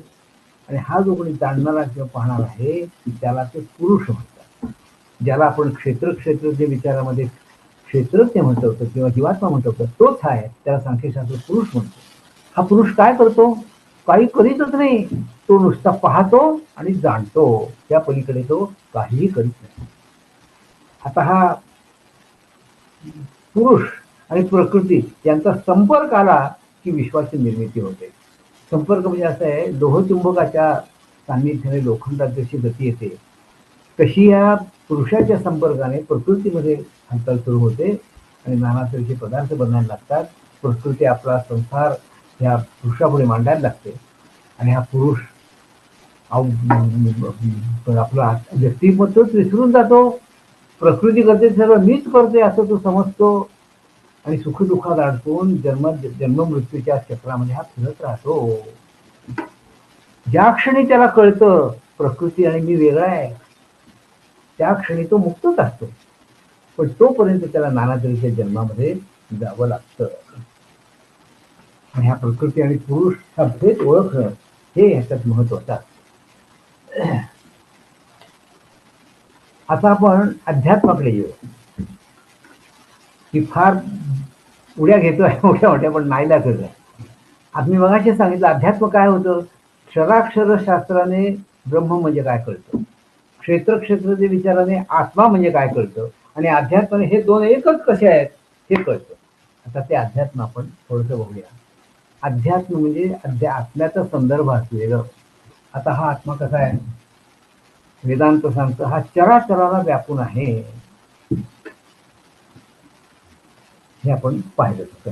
मग ह्याचं तसं हा आत्मा पदार्थ नाही हो एखादा की ज्याचं आपल्याला परीक्षण करता येईल. लॅबोरेटरीमध्ये परीक्षण करायचा पदार्थच नाही. म्हणजे आत्मा काय आहे याचं ज्ञान व्हायचं कसं? तर्काने याला जाणता येत नाही. शास्त्र सांगतं याला जाण्याचा एकच मार्ग आहे, तो म्हणजे अनुभव. आपल्या अनुभवाने आपल्याला जाणायचं. तेव्हा सोपच झालं की प्रत्येकाला अनुभव असतोच आपल्या आत्म्याचा. तर तसं नाही. सूर्याचं प्रतिबिंब जे पडतं ते मलिन आरशामध्ये चांगलं पडत नाही. आरसा जर स्वच्छ असेल तर त्यात प्रतिबिंब चांगलं पडतं. त्याप्रमाणे सामान्य माणसांची मतं थोडीफार मलिन असल्यामुळे या आत्म्याचं प्रतिबिंब त्यांच्या मनात चांगलं पडत नाही. ज्यांची मनं अत्यंत शुद्ध अत्यंत पवित्र आहे असे महात्मे जे आहेत त्याच्या मनामध्ये आत्म्याचं प्रतिबिंब चांगलं पडतं. असे फार पूर्वी आपल्यामध्ये होऊन गेले महर्षी, ज्यांचे अत्यंत मन पवित्र होते, शुद्ध होते. त्याने आत्म्याचे जे अनुभव घेतले ते त्याने लिहून ठेवलेले आहेत. उपनिषदामध्ये अनुभव आहेत ते, आणि म्हणून या उपनिषदाला महत्व प्राप्त झालेलं आहे. या लोकांनी सांगितलं आपल्या अनुभवाने की परमात्मा नावाचं एक तत्व आहे आणि ते प्रकृती आणि पुरुष या दोन्हीच्या आहे. प्रकृती म्हणजे जड, आपण बघितलं जड वस्तूपासून सुरुवात केली आपण, त्याच्या पलीकडे आहे. आणि त्या प्रकृतीला पाहणारा जाणणारा पुरुष होणे त्याच्याही पलीकडे आहे परमात्मा. अहो नावं सुद्धा गमत आहे, आत्म्याच्या पलीकडचा तो परमात्मा, म्हणून त्याला परमात्मा म्हणलेला आहे. आता हे इतकं तर आपण परत आपल्या सृष्टीकडे येऊया. ही सृष्टीतले जे नाना पदार्थ आपल्याला कळतात त्याचं काय कळतं आपल्याला? नामरूप कळतात. आता हे नामरूप म्हणजे काय बघूया आपण. ठिकाणीच उदाहरण दिलंय आपण बघूया, किंवा आपण दुसरं उदाहरण घेऊ. सोनं असतं, सोनं. त्या सोन्याची अंगठी बनवली. सोनं आहे त्याला मी आता अंगठी म्हणतो. ती अंगठी मोडून त्याची गळ्यात घालायची साखळी केली, तेच सोनं. मगाशी त्याला अंगठी म्हणत होतो, आता साखळी म्हणतो. ती साखळी म्हणून एक मूर्ती बनवली. मगाशी साखळी म्हणत होतो, आता मी मूर्ती म्हणतो. सोनं तेच आहे, तेच सोनं. पण एकदा मी त्याला अंगठी म्हटलं, एकदा साखळी म्हटलं, एकदा मूर्ती म्हटलं. बदल कशात झाले हो? त्या आकारात झाले. अंगठीमध्ये बोटात घालायची गोड होती, साखळी गळ्यात घालायची होती, मूर्ती गणपतीची बनवली त्याला तोंड होती, अमुक तमुक. हे गुणामध्ये बदल झाले. सोनं ते सगळीकडे तेच आहे, पण ते गुणभेदामुळे त्याच सोन्याला आपण वेगवेगळी नावं दिली. तेव्हा वस्तू तीच असून गुणभेदामुळे तेव्हा त्या वस्तूला नाना तऱ्हेचे नावं आपण देतो, कारण त्याला नाना तऱ्हेचे आकार प्राप्त होतात. याला एक तात्विक पारिभाषिक शब्द भेटलाय नामरूप. म्हणजे पदार्थ एकच असतो सोनं, त्याला एकदा साखळी, एकदा अंगठी, एकदा मूर्ती असं आपण जे म्हणतो, ही अंगठी, साखळी, देव, मूर्ती ही नामरूप आहेत. ही नामरूप टिकत नाहीत, नाशवंत असतात. आणि ही त्या वस्तूची आता भांड हा आपण नाश शब्द घेतला. ते भांड तांब्याचं असू शकतं, सोन्याचं असू शकतं, लोखंड असू शकतं, कशाचं असू शकतं. ते भांड हा नाव त्या वस्तूचं नाही, त्या आकाराचं नाव आहे. आणि म्हणून ह्याला आकाराला म्हणून नामरूप असं ह्याला नाव दिलेलं आहे. अशा पुढे अजून एक मुद्दा असा देतो की नामरूप जरी बदलत असली आणि एकामागून एक नाश पावत असली तरी या नामरूपांच्या खाली या नामरूपाला आधार आणि नामरूप जशी नाश पावतात तसं नाश न पावणार असं काहीतरी द्रव्य या सगळ्या नामरूपांच्या बुडाशी आहे. सोन्याचा अलंकाराचं तुम्ही बघू शकाल, नाना अलंकार आहेत, पुन्हा आपण सोन्याचा गोळा करू शकतो, पुन्हा अलंकार करू शकतो. अलंकार गेले, त्याची नावं गेली, पण सोनं आहे. तर हा जो मूळ पदार्थ आहे त्याला ते वस्तुतत्व म्हणतात. जगामध्ये जे नाना तऱ्हेचे आपल्या पदार्थ दिसतात त्याच्याही बुडाशी असंच काहीतरी तत्व आहे. आणि जगात जे नाना गुण आपल्याला आढळतात ते त्याच्यामध्ये आहेत सगळे. पण हे जे मूळ आहे हे अत्यंत अव्यक्त आहे, अत्यंत सूक्ष्म आहे, आपल्या मला हे कळत नाही. तर आता हे जे वस्तुतत्व आहे, हे वस्तुतत्वाचं काय स्वरूप आहे आता आपण बघितलं. वस्तुतत्व सूक्ष्म आहे आणि अव्यक्त आहे, कळत नाही आपल्याला. तर त्याचं स्वरूप ठरवायचं कसं, तर एक मार्ग त्याने काढला. तर असा एक दुसरा पदार्थ आपल्याला माहिती आहे, अत्यंत सूक्ष्मपणे अव्यक्त असा, तो म्हणजे आत्मा, आपला अनुभव आहे. मग जर ब्रह्म हे अत्यंत सूक्ष्मपणे अत्यंत अव्यक्त आहे, तर अत्यंत सूक्ष्मपणे अत्यंत ब्रह्म असा जो आत्मा आहे तेच त्या ब्रह्माचं स्वरूप असेल, शक्यता आहे. बहु ताडून आपल्या लोकांनी ह्याच्यावरती संशोधन केलं आणि मनाने आपल्या बुद्धीच्याने शोधून काढलं की ब्रह्म आणि आत्मा एकच आहेत. परंतु इंग्रज ग्रंथकार ग्रीन म्हणून आहेत, त्याची व्युत्पत्ती ते बघण्याजोगी आहे. त्यानं ब्रह्म आणि आत्मा एक आहे हे सिद्ध केलं. पण कसं सिद्ध केलं, तो ग्रीन असं म्हणतो, बाह्य सृष्टीतील इंद्रियावरचे संस्कार होतात, त्याचं एकीकरण करून आत्मा एक ज्ञान उत्पन्न करतो. बाह्य सृष्टीतील जे संस्कार इंद्रियावर होतात त्या संस्कारांचे एकीकरण करून, म्हणजे आपण मगाशी म्हणतात तसं तो अलंकार, हे अलंकाराचे आपल्याकडे त्याला तो अलंकार असं नाव देतो. ज्ञान काहीतरी निर्माण करतो आणि पुढे विचार करून असं ठरवतो की अलंकार खोटा, सोडच खरं, हे इतकं ज्ञान आत्मा निर्माण करतो. त्याच्या पडताळ्यासाठी म्हणजे व्हेरिफिकेशनसाठी बाह्यसृष्टीच्या जडसृष्टीच्या बुडाची एखादी एकत्वाने असणारी वस्तू असायला पाहिजे. आत्म्याने जे ज्ञान निर्माण केलं त्याला व्हेरिफिकेशन पाहिजे की नाही. जर तसं व्हेरिफिकेशन नसेल तर अज्ञानी निर्माण केलेलं ज्ञान दटकय म्हणावं लागेल. तेव्हा शेवटी एकमेकाच्या पडताळ्याचे दोन पदार्थ राहतात, वस्तुतत्व आणि आत्मा. आत्मा काय करतो, सगळ्या जगातल्या नाना तऱ्हेच्या संस्कारांचं एकीकरण करतो. वस्तुतत्व काय वेगळं करतं, आपण मगाशीच वस्तुतत्वाची व्याख्या बघितली. या नामरूपाच्या खाली या सगळ्यांना सामावून घेणारं तत्व जे आहे ते वस्तुतत्व आहे. तर आत्मा आणि ब्रह्म किंवा वस्तुतत्व हे दोन्ही एकाच तऱ्हेचं काम करतात असं दिसून येतं आपल्याला. आणि म्हणून तो ग्रीन असं म्हणतो, दोन झाडामध्ये पानं फळं सगळं जर सारखं असेल तर ते दोन झाडं एकच आहेत असं आपण म्हणतो. इथं आत्मा आणि ब्रह्म हे दोन्ही एकच काम करतायत असं आपल्याला आढळून येतं. आणि म्हणून ब्रह्माचं स्वरूप आत्मा हेच आहे आपल्याला म्हणाला. त्याच्या पुढे एक स्टेप जाऊन आपण म्हणूया की आत्मा हा चित स्वरूप आहे, आपला अनुभव आहे. जे जडसृष्टीच्या बुडाचं जे तत्व आहे ब्रह्म नावाचं, जडसृष्टीच्या बुडाचं तत्व सुद्धा चित्त आहे. आपल्याला जड जे वाटतं त्याचं मूळ चित्तच आहे असं आपल्याला म्हणावं लागतं. इथं एका दृष्टीने गीता रहस्याचा विषय संपलेला आहे. ह्याचं पुढचं प्रकरण आहे संन्यास आणि कर्मयोग. हे कर्मयोगाच्या दृष्टीने महत्वाचं आहे. अनेक भाष्यकारांनी कर्मयोग गौण ठरवला, कमी महत्वाचा ठरवला. या प्रकरणामध्ये नाना तऱ्हेचे पुरावे घेऊन टिळकाने सिद्ध करून दाखवलं की कर्मयोग हा सुद्धा संन्यासा इतकाच पुरातन आणि स्वतंत्र मार्ग आहे. तो संन्यासाचं अंग वगैरे काही नाही, हे त्यांनी या प्रकरणामध्ये सिद्ध केलेलं आहे. आणि शेवटी त्यांनी त्या नरसिंह पुराण आणि हरित स्मृती असले श्लोक देत. त्या श्लोकाचा अर्थ मी वाचून दाखवतो. रथा वाचून घोडे किंवा घोड्या वाचून रथ, त्याप्रमाणे तपस्व्याचं तप आणि विद्या म्हणजे कर्म आणि विद्या या दोघांची स्थिती आहे. मधुयुक्त अन्न किंवा अन्नयुक्त मधु असावा, त्याप्रमाणे तप आणि विद्या आहे. म्हणजे ज्ञान आणि विद्या दोघींच आहे. आणि शेवटचं वाक्य असं आहे, ज्याप्रमाणे दोन पंखांच्या योगाने पक्षाला गती मिळते, त्याप्रमाणे ज्ञान आणि कर्म यांच्या योगाने मनुष्याला शाश्वत ब्रह्म प्राप्त होतं, असं त्या संन्यास आणि कर्मज्ञाच्या त्यांनी सांगितलं. असो, आता मी एकदम शेवटच्या प्रकारात येतोय. भक्ती. भक्तीचा काय संबंध आला हो इथे? भक्तीचा संबंध इथे आला की आतापर्यंत सांगितलं सगळं ते बुद्धिगम्य आहे. त्याला बुद्धी कमी आहे, त्यालाही परमात्म्याची गरज आहे. आणि परमात्म्याला जाणारा बुद्धीशिवाय मार्गच नाही म्हटलं तर त्याने काय करायचं?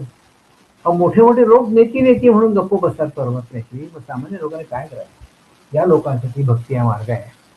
भक्तीला बुद्धी लागत नाही म्हणजे असे तेवढीच पुरते. बुद्धी ही बुद्धिवंत असो बुद्धिहीन असो, लहान असो मोठा असो, उच्चवर्णीय असो दलित असो, स्त्री असो शूद्र असो, कोणीही असो, त्याला भक्ती उपलब्ध आहे. हा भक्तीचा मोठा मार्ग आहे. गीतेची सामाजिक दृष्ट्या असं मी म्हणेन की ज्ञान इत्यादी जे चार लोकांच्या ते मर्यादित न राहता सर्वांना मिळावं, ही गीतेची दृष्टी असल्यामुळे त्यांनी गीते सांगितलेली आहे. आणि या भक्तीचं ते काय सांगतात, आता भक्तीचं एकदा मार्ग म्हटलं की थोडं त्याचं वेगळं येतं. तिथे भक्त वेगळा आणि देव वेगळा अशा भूमिकेतून आपल्याला जावं लागतं. आणि भक्ती करता करता करता मनुष्य फक्त त्या देवामध्ये विलीन होतो आणि तो ज्ञानाचे ज्ञान जिथे पोचतं तिथेच भक्ती पोचते असं आपल्याला तिथे म्हणावं लागतं. ठीक आहे, मला वाटतं वेळ संपत आलेली आहे. मी आता अजून काही करत नाही, फक्त माझ्या दृष्टीने मी गीतेचा एक सारांश काढलेला आहे, तो फक्त मी तुम्हाला सांगणार आहे. 3 प्रश्न गीतेने आपल्याला प्रश्न उत्तर दिले. कर्म करू का नको, हे केव्हाही माणसाला प्रश्न पडणार आहे. कर्म करू का नको? गीता काय म्हणते, जोपर्यंत तुम्ही श्वासोश्वास करता, जोपर्यंत देह आहे, तुम्हाला कर्म सुटणंच शक्य नाही. तर ह्या कर्म करू का नको या प्रश्नाला गीतेचं उत्तर कर्म कर असं आहे. कर्मज्ञायो ह्य कर्मणः. दुसरा प्रश्न आहे काय करू? कर्म करायचं ठरलं, अनेक पर्याय आहेत कर्म करायला. गीतेचं उत्तर आहे कर्तव्यच कर. तिसरा प्रश्न आहे कसं करू? इथेही पर्याय पुष्कळ आहेत. बरोबर करू, तोंड देखलेपणे करू, पैसे घेऊन करू का प्रामाणिकपणे करू, हे पर्याय आहेत. गीता म्हणते निष्काम कर्म कर. पुन्हा एकदा मी सांगतो, पहिला प्रश्न आहे कर्म करू का नको, गीता म्हणते कर्म कर. दुसरा प्रश्न आहे काय करू, कोणतं कर्म करू, गीता म्हणते कर्तव्य कर. आणि तिसरा प्रश्न आहे कसं करू, गीता म्हणते निष्काम कर्म कर. हे 3 प्रश्न जे आहेत हे त्रिकाला बाधित आहे. म्हणजे कुठल्याही स्थळी कुठल्याही काळी कुठल्याही परिस्थितीत उत्पन्न होणारे आहेत आणि यांना उत्तर देणारं गीता म्हणूनच त्रिकाला बाधित आहे असं म्हटलं जातं. असो, मी आता माझं हटपतो. पुन्हा एकदा गीता रहस्य लिहिणाऱ्या त्या महापुरुषाचं मी आठवण करतो, त्यांना नमस्कार करतो आणि माझं भाषण मी हटपतो. वसुदैव सुतं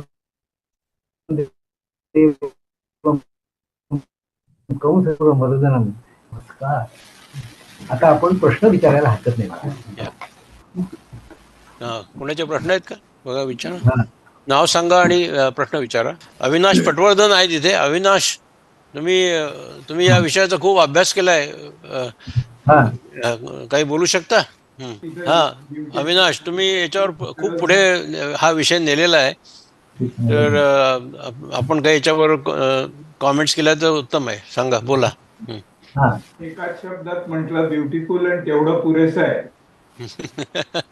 या बरोबर आहे, बरोबर.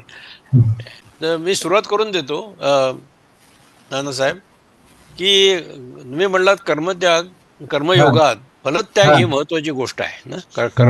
कर्मयोगात फलत्याग हे कण, पण हा फलत्याग केला त्यामुळे दुसरं फळ फार मोठं मिळतं, आत्मज्ञानाचं फळ मिळतं. म्हणजे कर्मापासून नुसतं फलत्याग म्हणजे काही मिळत नाही असं नाही, त्यातून आत्मज्ञानाची हे प्रवृत्ती मिळते. तर तर तो कर्म म्हणजे कर्मयोग एक्सप्लेन करताना कर्मयोग मध्ये फलाची म्हणजे निष्काम कर्मयोग हे दोन शब्द बरोबर जातात, राईट. कर्मयोग आणि ते निष्काम असावं, पण निष्काम जरी असला आणि त्यात जरी फलत्याग जरी असला तरी त्यातून फार मोठं फळ मिळतं आणि ते आत्मज्ञानाचं फळ मिळतं. बरोबर आहे का हे स्टेटमेंट? बरोबर आहे, पण थोडं मी ह्याच्यात सांगू इच्छितो की निष्काम व्हा असं जेव्हा गीता सांगते, कर्मफळावरती आग्रह ठेवू नका याचं आणखीन कारण 18व्या अध्यायामध्ये गीतेने सांगितलेलं आहे. अधिष्ठानं तथा करता करणंच पृथक विधम विविधाश्च पृथक चेष्टा दैवंचैवात्र पंचमम. कर्माची 5 कारणं आहेत त्यांनी सांगितलं, आणि ह्यातलं पहिली 4 जी कारणं आहेत,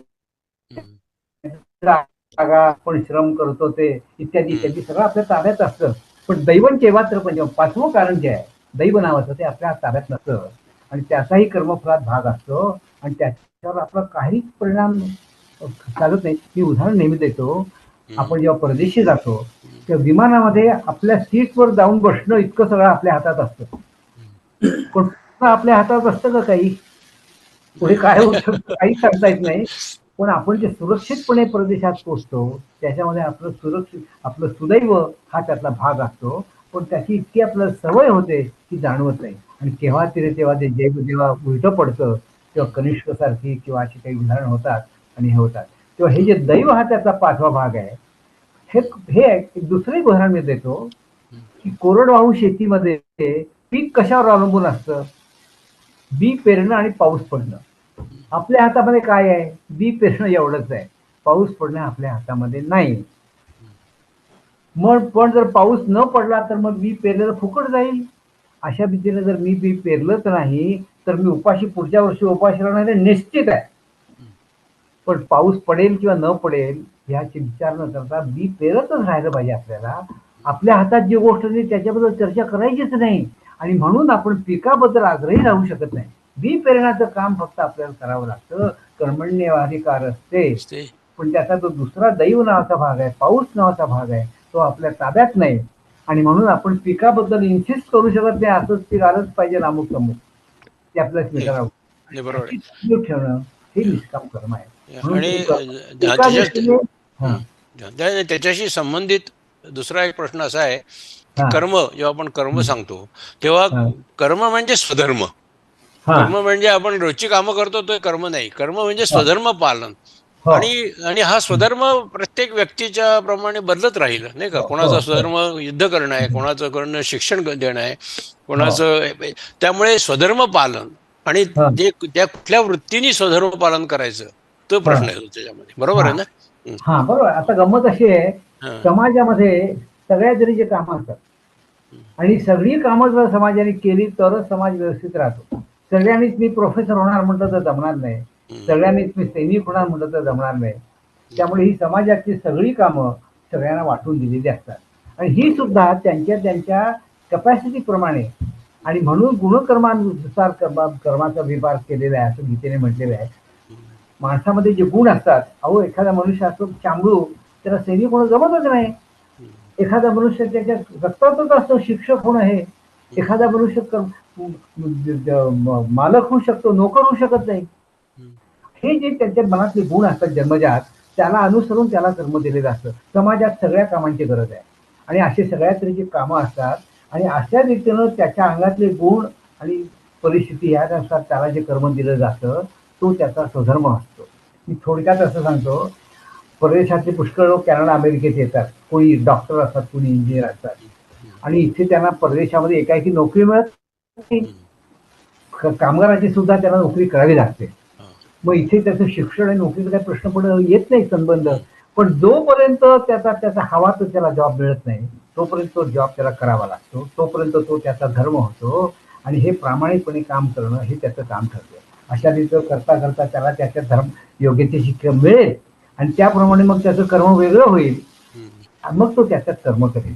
तेव्हा आपले आपले जन्मजात गुण, शिक्षण इत्यादीने आपण जे एखादं कर्म स्वीकारतो म्हणा किंवा जे स्वीकारावं लागतं ते कर्म आपण प्रामाणिकपणे करणं हा ह्याचा मुद्दा आहे. समाजात आणि आणि कमाल आणि आणि कोणाचे प्रश्न आहेत का? माझ्याकडे तिसरा प्रश्न आहे, पण आणि कोण आणि मला एक कोणाचे? प्रश्न आहे. हा मी चंद्रशेखर नेने. हा मराठी माणसांना गीतेची ओळख ही पुष्कळदा ज्ञानेश्वरीतनं झालेली आहे. ज्ञानेश्वरीमध्ये सुद्धा या प्रकारचं प्रतिपादन आहे का सर्वसमावेशक आहे केवळ? आपला काही अभ्यास त्यावर असला तर म्हणून आहे विचार. आहे ज्ञानेश्वरीमध्ये ते आहे. आणि ज्ञानेश्वरीमध्ये त्यांनी निष्काम कर्माचाही 13व्या अध्यायामध्ये 18व्या अध्यायामध्ये फार सुंदर त्यांनी हे केलेलं आहे. त्या ज्ञानेश्वराची ओवी आहे, अगा जया जे विहित ते अगा जया जे ते त्यात म्हणजे ते परमेश्वराने त्याला जे नेमून दिलेलं आहे. गमत अशी आहे, जग परमेश्वराने निर्माण केलं, हे कसं चालवायचं ही त्या परमेश्वराची योजना आहे आणि तो आपल्या सर्वांच्या मार्फत ती योजना अंमलात आणत असतो आणि त्याकरता प्रत्येक माणसावर त्याने काहीतरी कर्म सोडून दिलेलं असतं आणि ते त्या माणसाचं कर्तव्य बनतं. हे ज्ञानेश्वरांनी सांगितलंय, अगा जया जवीत ते त्या ते उत्तर आणि ते म्हणून ते कर्म जर केलं तर तो परमात्मा सुखी होतो, आनंदी होतो असं ज्ञानेश्वरांनी सांगितलं. ते ज्ञानेश्वरांचं म्हणणं असं की समाजात आपण राहत असतो ना, परमेश्वराच्या योजनेप्रमाणे आपल्या मागे कर्म लागतं. ते कर्म मी करावं अशी परमेश्वराची इच्छा असते आणि म्हणून आपण आपलं कर्म आपण प्रामाणिक करणं म्हणजे ईश्वराची आज्ञा पाळणं, ईश्वराचं काही काम करणं असं ज्ञानेश्वरांनी मांडलेलं आहे. पण जरा याच्यात नानासाहेब, याच्यात दैववाद थोडासा जास्त येतोय का? आणि त्यामुळे मग कर्मयोगाशी कॉन्फ्लिक्ट होते त्याच्यामध्ये. म्हणजे आणि त्याच्यात एक महत्वाचा प्रश्न असा आहे, थोडक्यात म्हणजे मी म्हणजे की कर्मयोग आणि हा दैववाद याच्यात येऊ नये. हे म्हणजे होळ कर्मयोग टिळकांनी याला एवढं प्राधान्य दिलं की या दैवयोग, सगळे भारतीय समाज दैवयोगी दैवावर अवलंबून होता है ना. आणि पारतंत्र्य पण त्यांनी दैवाचा योग, देवाची इच्छा म्हणूनच ऍक्सेप्ट केलेलं होतं 700 वर्ष म्हणजे. तर त्यामुळे टिळकांनी असा प्रयत्न केला की दैववादचा कमी करावं, कर्मावर महत्व द्यावं. एक पहिला मुद्दा कर्मावर महत्व आहे, दैववाद त्यात आणू नये शक्यतो, हा एक मुद्दा झाला. दुसरा मुद्दा असा आहे की योग, तुम्ही म्हणला कर्मयोग हाच योग, हा योग खरं आहे, ते कर्मयोग. पण त्याच्या मागे पातंजली लोकांनी काय सांगितलंय, पातंजलींनी की चित्तवृत्ती निरोध, योगच चित्तवृत्ती निरोधा. कारण काय, तुमची मनाची तयारी असल्याखेरीज परमात्मा म्हणजे ब्रह्म आणि आत्मा हे जो विचार तुम्ही मांडलात आणि तो एकत्र एक कसा येईल तोपर्यंत, म्हणजे इंडिव्हिज्युअल एनर्जी पासून युनिव्हर्सल एनर्जीकडे आपण कसे जाऊ आणि तो बॅरियर कसा जाईल, द्वैताकडून अद्वैताकडे जाऊ, हा जो विचार आहे नाही, त्याच्यामध्ये दैवाचा हे येत नाही, दैवाचा हे येत नाही, त्यामध्ये प्रश्न येत नाही. तर पॉइंट मी काय करतोय की मनाची तयारी असली गरज येत नाही. आणि म्हणून पतंजलींनी जे माहिती हे पहिल्या दुसऱ्या श्रुतात व्याख्या दिली, योगच चित्तवृत्ती विरोधात, ती पुढच्या आध्यात्मिक प्रगतीसाठी जरूर आहे. म्हणजे कर्मयोग हाच योग ठीक आहे म्हणणं बरोबर आहे, तसं भक्ती योग आहे, ज्ञानयोग आहे. आणि टिळक म्हणलं की ते दोन्ही योग तुम्ही साधल्याखेरीज कर्मयोग पण जमणार नाही तुम्हाला, तर तो कर्मयोगाचे महत्वच आहे. पण त्याबरोबर योगाची व्याख्या करताना कन्फ्युजन होऊ नये एवढ्यासाठीच हा मुद्दा आहे की कर्मयोग हा योग आहे, पण त्याबरोबर त्याच्या मागे मनाची तयारी असल्याखेरीज, चित्तवृत्ती निरोध केल्याखेरीज पुढची आध्यात्मिक प्रगती होणार नाही. हा बरोबर आहे ना? बरोबर आहे. किंबहुना कर्मयोगामध्ये निष्काम राहण्याचे हा जो विचार आहे त्याच्यामध्ये मनावरती कंट्रोल ठेवण्याचा आहे. ह्या मनावरती कंट्रोल ठेवण्याचा काय विषय आहे, याच्यासाठी गीतेमध्ये पातंजल योगाचं विवरण त्यांनी केलेलं आहे. योग चित्तवृत्ती निरोध आहे ती बरोबर आहे, पण ह्याचा प्रॅक्टिकल उपयोग काय? नुसतं चित्तवृत्ती निरोध करून तुम्ही बसून राहिले तर उपयोग नाही. तुम्हाला समाजात वावरायचं आहे, लोकांना मार्गदर्शन करायचं आहे. त्यामुळे चित्तवृत्ती तुम्ही निरोध करून मन ताब्यात आणलं ते तुमच्या आचरणात दिसलं पाहिजे, हाच टिळकांचा मुद्दा जास्त आहे. जे तुम्ही जगात वागता, टिळकांचे फार सुंदर धोरण आहे, छत्रीचा उपयोग पावसाळ्यातच होतो ते म्हणतात. तर तुमचं जर मन ताब्यात आहे हे तुम्हाला कळायचं असेल तर ते व्यवहारात वागतानाच कळतं. आणि व्यवहारात वागण्यासाठी चित्तवृत्ती आपल्या ताब्यात असण्याचा उपयोग होतो, पण तो व्यवहार त्याचा प्रॅक्टिकल उपयोग हे त्याचं म्हणजे उपयोगाला हे त्याचं फल आहे. आणि ह्यासाठी टिळक फार सुंदर उदाहरण आहे. छत्री तुम्ही घेतली ठेवून दिली का काय उपयोग आहे? छत्रीचा उपयोग पावसाळ्यातच होतो. तर तुमचा मनावरती निर्बंध आहे, मनावर तुमच्या ताबा केलेला आहे, हे व्यवहारात वागताना दिसून येतं. म्हणून व्यवहार ही टेस्ट आहे. म्हणून पातंजली योगाप्रमाणे मनाचा निर्णय ठेवावा आणि ते व्यवहारात वापरावा ही गोष्ट आहे. दुसरं दैववाद. कर्मण्येवाधिकारस्ते हा जो श्लोक आहे हो त्याच्यामध्ये आता मगाशी तुम्ही सांगितल्याप्रमाणे पेरणी आणि पाऊस बरोबर पीक, त्यातलं पेरणी म्हणजे यत्न आणि पाऊस म्हणजे दैव असं आपण म्हणू शकतो. आहे नाही का? पेरणी आपण माझ्या हातात आहे, दैव माझ्या हातात नाही, आणि या दोघांचा मिलाप होऊन पीक मिळतं. आता दैव ही माझ्या ताब्यातली गोष्ट नाही. मग जी गोष्ट माझ्या ताब्यात नाही त्याबद्दल मी चर्चा करून काय फायदा आहे? माझं वेळ एनर्जी सगळं त्यात फुकट जातं. जे माझ्या ताब्यात आहे पीक पेरणं त्याच्यावर मी कॉन्सन्ट्रेट केलं पाहिजे. पावसावर माझा नियम जर काही जोरात चालत नाही तर त्याच्याविषयी कशाला प्रश्न करायचे? आणि म्हणून कॉन्सन्ट्रेट ऑन युअर कर्म हा कर्मयोग शास्त्राचा म्हणजे एका दृष्टीने हा प्रयत्नवादच आहे. दैव असेल त्याच्यावर आपलं अंमल चालत नाही म्हटलं की संपलं. ज्याच्यावर तुमचा अंमल चालत नाही त्याविषयी तुम्ही विचारच करू नका. ज्यावर तुमचा अंमल चालतो त्यावर विचार करा. सगळी तुमची बुद्धी शक्ती त्यात घाला. तेच तुम्ही करू शकता. कर्मणी एव ते अधिकार. हा एव शब्दाचं फार महत्व आहे. मी कर्म करण्यापलीकडे फळ मिळण्याचा जो मधला भाग आहे तिथे तुम्ही काही करू शकत नाही. आणि मग अशी विमानाचं उदाहरण दिलं किंवा असं उदाहरण दिलं त्याच्यावर देवाची साथ असल्याशिवाय फळ मिळत नाही असा अनुभव आहे. पण ह्याच्यावर देवावर आपलं काहीच करता आलंच नाही. मग आपलं कशावरती चालतं? जे आपल्या हातात आहे त्याच्यावरच आपण कॉन्सन्ट्रेट करावं. म्हणून कर्मण्यवाधिकाराचा हा श्लोक किंवा कर्मयोग हा दैववादी नसून प्रयत्नवादी आहे असं माझं मत आहे. तो सांगतो कर्मणीय मध्ये अधिकार आहे. तुम्ही कर्म करा, कर्म करा, बाकीच्या गोष्टी तुमच्या ताब्यात नाही, सोडून द्या. त्याच्यावर तुमचं काही अधिकारच नाही. मग तुमचे अधिकार आहे त्याच्यावर तुम्ही कॉन्सन्ट्रेट करा ना, असं माझा बघण्याची माझी आहे. मी बोलू का जरा? हो जरूर बोला बोला जरूर जरूर नमस्कार जरूर. नानाजी, खूप छान क्वेश्चन. रमेशजी, आपला एक प्रश्न होता की निष्काम कर्म केलं तरी त्याचं फळ हे मिळतंच. अगदी खरं आहे. कर्म कुठलंही असू दे फळ हे मिळतंच. आपण फलाशा ठेवा किंवा न ठेवा. पण गीतेत सांगितलंय की कर्म कुसुमाने तुम्ही पूजा करायची आणि त्याचं जे फळ मिळेल ते पण कर्म भगवंतालाच व्हायचंय. आपण जर कर्म आणि फळ दोन्ही भगवंताला वाहतोय आपल्याला काहीच चिकटत नाही, नाही का? अगदी बरोबर, अगदी बरोबर आहे. अगदी नमस्कार. नमस्कार, बरोबर आहे. आणि काही प्रश्न आहे का? पटकन सांगा, कोणाचा प्रश्न आहे? ज्ञानेश्वरांचा एक शब्द निष्कामाचे अभिप्रेत अशी ज्ञानेश्वरांची तुम्ही मगाशी प्रश्न विचारला त्याच्याशी संबंध येत आहे. निष्काम म्हटलं तरी निष्कामाचे अभिप्रेत असं काहीतरी आहे ज्ञानेश्वर म्हणाले. ते अर्थात मोक्ष इत्यादी असेल. व्यवहारात त्याला काही नको असतं असा त्याचा अर्थ आहे.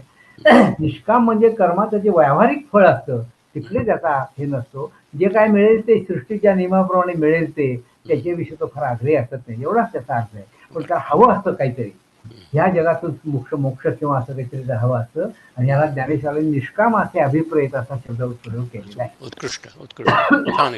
बोला, विचारा माधुरी मॅडम.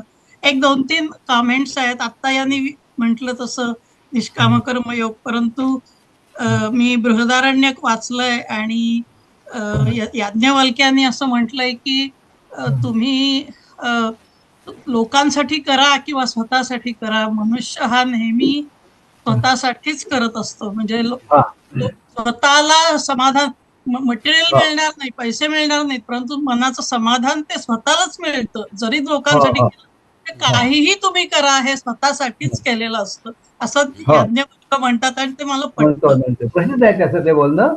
आत्म्यासाठी बायको प्रिय असते, आत्म्यासाठी नवरा प्रिय असतो वगैरे वगैरे वगैरे. तिथं ते आत्मा, तिथं आत्मा म्हणजे आत्मा हे तत्व. आणि हे याज्ञवल्क्य जेव्हा ते म्हणतो तेव्हा त्याचा आत्मा हा विश्वाशी एकरूप झालेला आहे असा त्याचा अर्थ आहे. तर आपण काय काय बोलत होतो आपण? याज्ञवल्क्या संबंधी. तर याज्ञवल्क्य जेव्हा म्हणतो माझा आत्मा, त्या आत्म्याचं स्वरूप अध्यात्माने शोधून काढलं आणि सगळ्या अचरा मला व्यापून जो आहे तो आत्मा, त्या आत्म्याच्या संदर्भात याज्ञवल्क्य असं म्हणतो मी आणि दुसरे याच्यात भेदच ठेवत नाही. माझं हित म्हणजे जगाचं हित असा त्याचा अर्थ असतो. मी जर जगाशी एकरूप झालो तर माझं जगाच्या हितापेक्षा वेगळं नसतं. या भूमिकेतून याज्ञवल्क्य असं सांगतोय की आत्म्याचं हित पहा. असं. एक मला आणखी एकच होतं फक्त की हा, बोला, बोला. भक्ती आणि ज्ञान ह्याच्याविषयी तुम्ही म्हणालात की भक्ती करण्यासाठी ज्ञानाची गरज नसते आणि ज्ञान होण्यासाठी तुमची बुद्धी जास्त असावी लागते.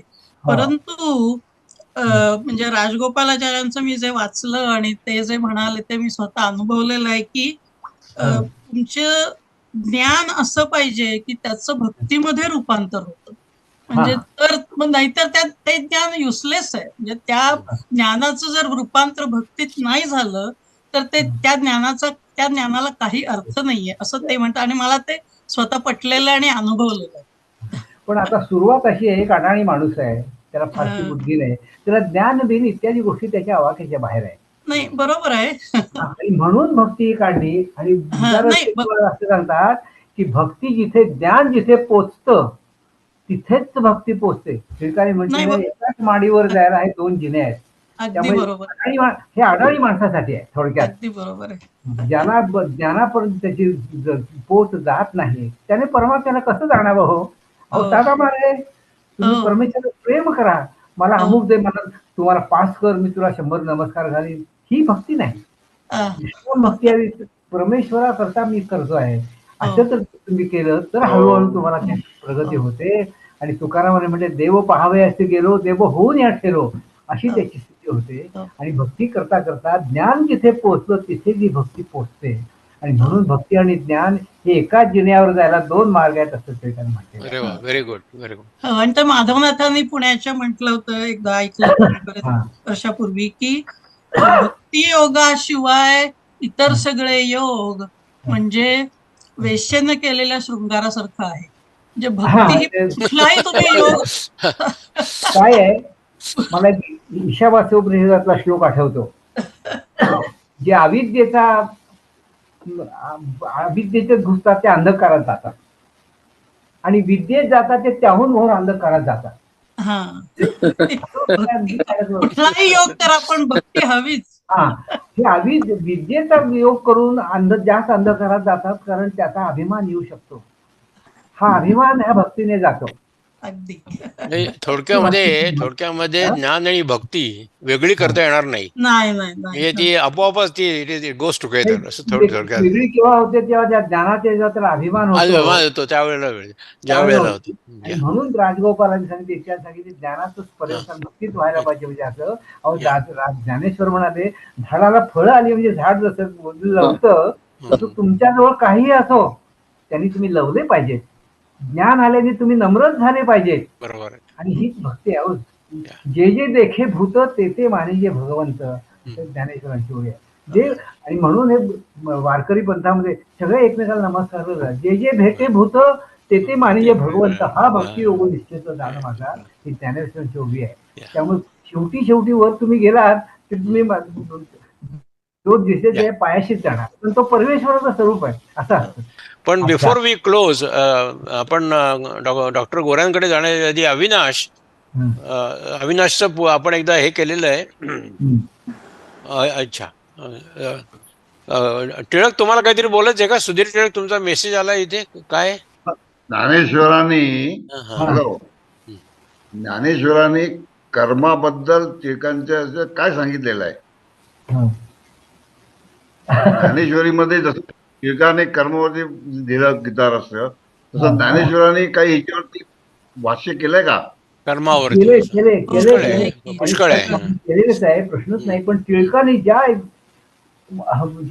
उत्साहाने केलं किंवा कर्म हेच कसं श्रेष्ठ आहे टिळकाने दाखवलं. ज्ञानेश्वरांनी जसं केलं, ज्ञानेश्वरांचं भर जास्त भक्तीवर आहे.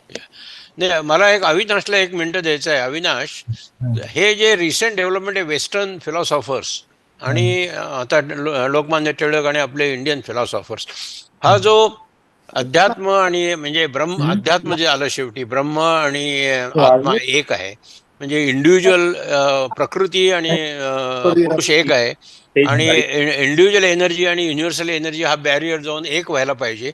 याच्यामध्ये सध्या काय चाललेलं आहे श्रोडर आणि याच्यावर डिस्कशन काय झालं तर अविनाशला जरा 1 मिनिट ऐकलं का? अविनाश, माझा प्रश्न ऐकला का?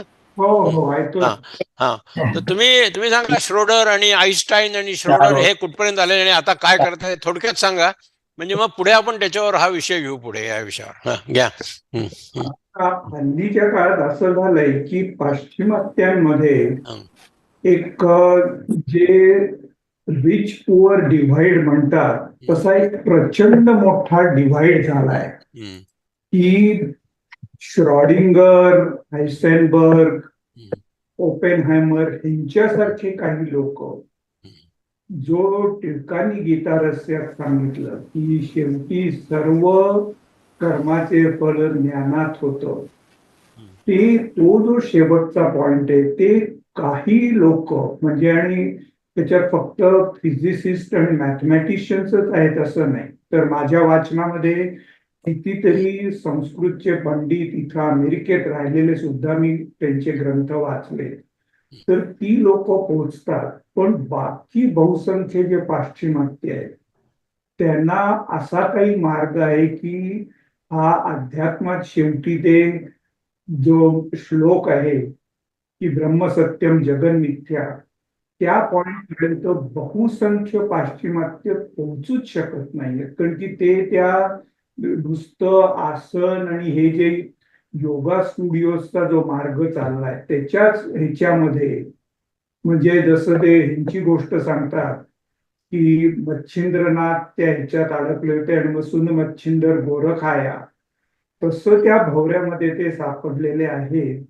आणि जोपर्यंत त्यातनं ते बाहेर येत नाही तोपर्यंत काही तो सुटका नाही. आणि मग जे गीतेत सांगितलं आणि स्वतः टिळकांनी सांगितलं की भक्ती करा, काही करा, पण शेवटी ते जो ज्ञान आहे जे ब्रह्मैक्य ज्ञान, आणि तो अवघड आहे, कारण की भगवद्गीतेतील 12व्या अध्यायातला मला वाटतं 5वा श्लोक आहे की क्लेशोधिकस्तरते श्याम व्यक्तासक्त चेतसाम अव्यक्ता ही गतिर दुःखम देहवृत्तिर्वाप्यते. कारण की सामान्य माणसाला तो मार्ग केलंच नाही, पण केला नाही आणि भक्ती मार्ग केला तरी ती भक्ती शेवटी जे तुकाराम म्हणाले की देव शोधायला गेलो आणि देव होऊन आलो, पण तो मार्ग मात्र प्रत्येकाला चालायलाच लागतो. आणि रक्तधारा निशिता दुरत्या सुंदर उदाहरण उमर खय्यामनी दुबायात मध्ये दिलंय की you know for how long my friends in my house I made carouse for a new marriage. I made carouse, abandoned old barren reason from my bed, and took the daughter of wine for spouse. तर त्याच्यामध्ये ज्या लोकांना माहिती की उमर खय्याम हा जगातला पहिला माणूस होता ज्यांनी 3rd डिग्री पॉलिनॉमियल जॉमेट्रीनी सोडवून अल्जेब्रिक जॉमेट्री या शास्त्राचा पाया बांधला, त्या माणसांनी ही कविता लिहावी. म्हणजे ह्याचा अर्थ तुम्ही भक्ती मार्ग घ्या, कुठलाही इतर मार्ग घ्या, शेवटी ते 9 यार्ड चालून त्या ज्ञानाच्या पॉइंट पर्यंत पोहोचावंच लागतं. तोपर्यंत मुक्ती नाही, आणि मुक्ती नाही तोपर्यंत शांती नाही, आणि शांती नाही तोपर्यंत युक्ती आणि कर्माला काही अर्थ नाही. बर नाही आता एकच सांगतो, एकच मला बोलायचं आहे. गीतेमध्ये 11व्या अध्यायामध्ये भगवंताने विश्वरूप दाखवलं अर्जुनाला. अर्जुनाला तर सहन झालं नाही, तो म्हणाला मला ते नेहमीच्या सवयीचं चतुर्भुज रूप दाखवा. तर अर्जुन भगवान ज्ञानेश्वरी सांगते, अर्जुन भगवान कृष्णाला अर्जुनाला अडाणी आहेस तू, आणि हेच खरं स्वरूप नाही का माझं. झालं 12व्या अध्यायाच्या सुरुवातीला अर्जुन प्रश्न विचारतो, देवा तुझी 2 रूप मी पाहिली, विश्वरूप पाहिलं आणि तुझं चतुर्भुज रूप, ती कुणाची भक्ती करू. इथे सोपेपणाच्या मुद्द्यावरती भक्ती श्रेष्ठ ठरवली आहे गीतेने. ही सामाजिक दृष्टी आहे माझा मात्र. सगळे लोक विद्वान असत नाहीत, पण सगळ्या लोकांना देवाची गरज आहे, तर सगळ्या लोकांसाठी भक्ती मार्ग काढलाय आणि हे ते स्वच्छ केलं त्याने. खरं स्वरूप तेच निर्गुणच श्रेष्ठ, पण सगुणातूनच जावं लागतं. रामदासांनी फार सुंदर लिहिलंय, निर्गुणच श्रेष्ठ पण सगुण सांभाळूनच जावं लागतं. एकाएकी तुम्हाला वरच्या मध्ये जाताच येत नाही. लिफ्टने गेला तरी प्रत्येक कणाकणाला स्पर्श करीतच जावं लागतं. आईची उडी मारता येत नाही तुम्हाला. तसं सगुण सांभाळून तुम्ही सगुणातून हळूहळू निर्गुणात जायला हवं. आणि सुरुवात सगुणातून होते, भक्तीतून होते. भक्त वेगळा देव वेगळा अशी सुरुवात होते. आणि पुढे पुढे शंकराचार्य परापूजा जे लिहिलंय तिथे आपण पोचतो. सगळं जग ज्याच्या पोटामध्ये त्याला काय वस्त्र गुंडाळायचं, सगळं जगच व्यापून उरलाय, त्याला आवाहन काय करायचं, विसर्जन त्याचं कुठे करणार. अशा परिस्थितीपुढे तो भक्त पुढे पोचतो. पण सुरुवात त्याची मी वेगळा भक्त वेगळा देव वेगळा अशा पद्धतीने होते. कारण सामान्य लोकांसाठी गीता सांगितली आहे. हो, गीतेमध्ये हे विशेष आहे. बुद्धिमान लोकांना जागा आहे, पण अत्यंत अडाणी माणसालाही जागा आहे. आणि ही भक्ती जागा आहे, सगळ्यांना सामावून घेते. सगळ्यांचा अधिकार इथे सारखा आहे. कोणी मोठा नाही, कोणी लहान नाही, कोणी बुद्धिवान नाही, कोणी बुद्धी नाही, सगळे सारखे. भक्ती कोणीही करू शकतो. हे गीतेचं सामर्थ्य आहे. Good, very good. नाही, आणि तो आपण हा विषय बोलू तेवढं वेळ कमीच पडणार. पण शेवटी नाही, बरोबर आहे. शेवटी भक्तियोग म्हणजे द्वैत आलं आणि द्वैताकडून अद्वैताकडे जायला पाहिजे आपल्याला. कारण भक्तीमध्ये परत तुम्ही यू अँड परमेश्वर असं आलं, म्हणून द्वैताकडून अद्वैताकडे परत जाणं आलंच परत. म्हणजे तुम्ही म्हणता म्हणजे सगुणाकडून निर्गुणाकडे जाणं आलंच. आय थिंक आपण थांबूया इथे. आणि डॉक्टर गोरे, तुम्ही तुमची कन्क्लुडिंग कॉमेंट्स आम्हाला ऐकायला आवडेल. आम्ही विनंती करतो तुम्हाला की तुम्ही आजच्या कार्यक्रमाचा थोडक्यात समारोप करावा. थँक्यू. वास्तविक विषय असा आहे आणि वक्ते असे आहेत, आणि नुसते वक्ते नाही तर बहुसंख्य श्रोतेही असे आहेत की ज्यांचं ऐकण्यातून मला पुष्कळ शिकायला मिळालेलं आहे. त्यामुळे समारोप करण्याची माझी पात्रता आहे असं मी मानत नाही. तथापि एक औपचारिकता म्हणून 2-3 गोष्टी ज्या मला लक्षात आल्या त्या मी, आणि त्या निरूपणावर मी काही बोलणार नाही. परंतु आपली सभासदांची उपस्थिती संख्या ही एका क्षणी 75-76 पर्यंत गेली होती आणि 50च्या वर आहे. 80 पर्यंत गेली होती. हे यश ज्याला म्हणता येईल की वेगवेगळ्या खंडांमधले लोक या तंत्रज्ञानाच्या साह्याने हे दीर्घकाळ ऐकत होते आणि निरूपण ऐकून अनेकांचे चांगले अभिप्राय पण त्याच्यावरती आलेले आहेत. तुमचंही अशा तऱ्हेचं एक व्याख्यान हे कधीही शेवटचं किंवा थांबवणारं आणि थांबणारं असू शकत नाही.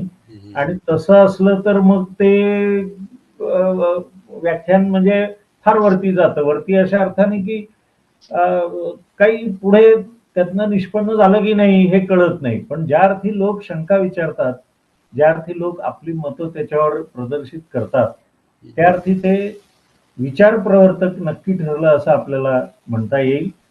आणि एक नेहमीचा प्रश्न कुठल्याही अशा व्याख्यानामध्ये असतो की हे सगळं तुमचं फार छान आहे, पण त्याची समर्पकता आज आहे का. इंग्रजीत हल्ली वापरला जाणारा शब्द आहे व्हॉट इज द रिलेव्हन्स.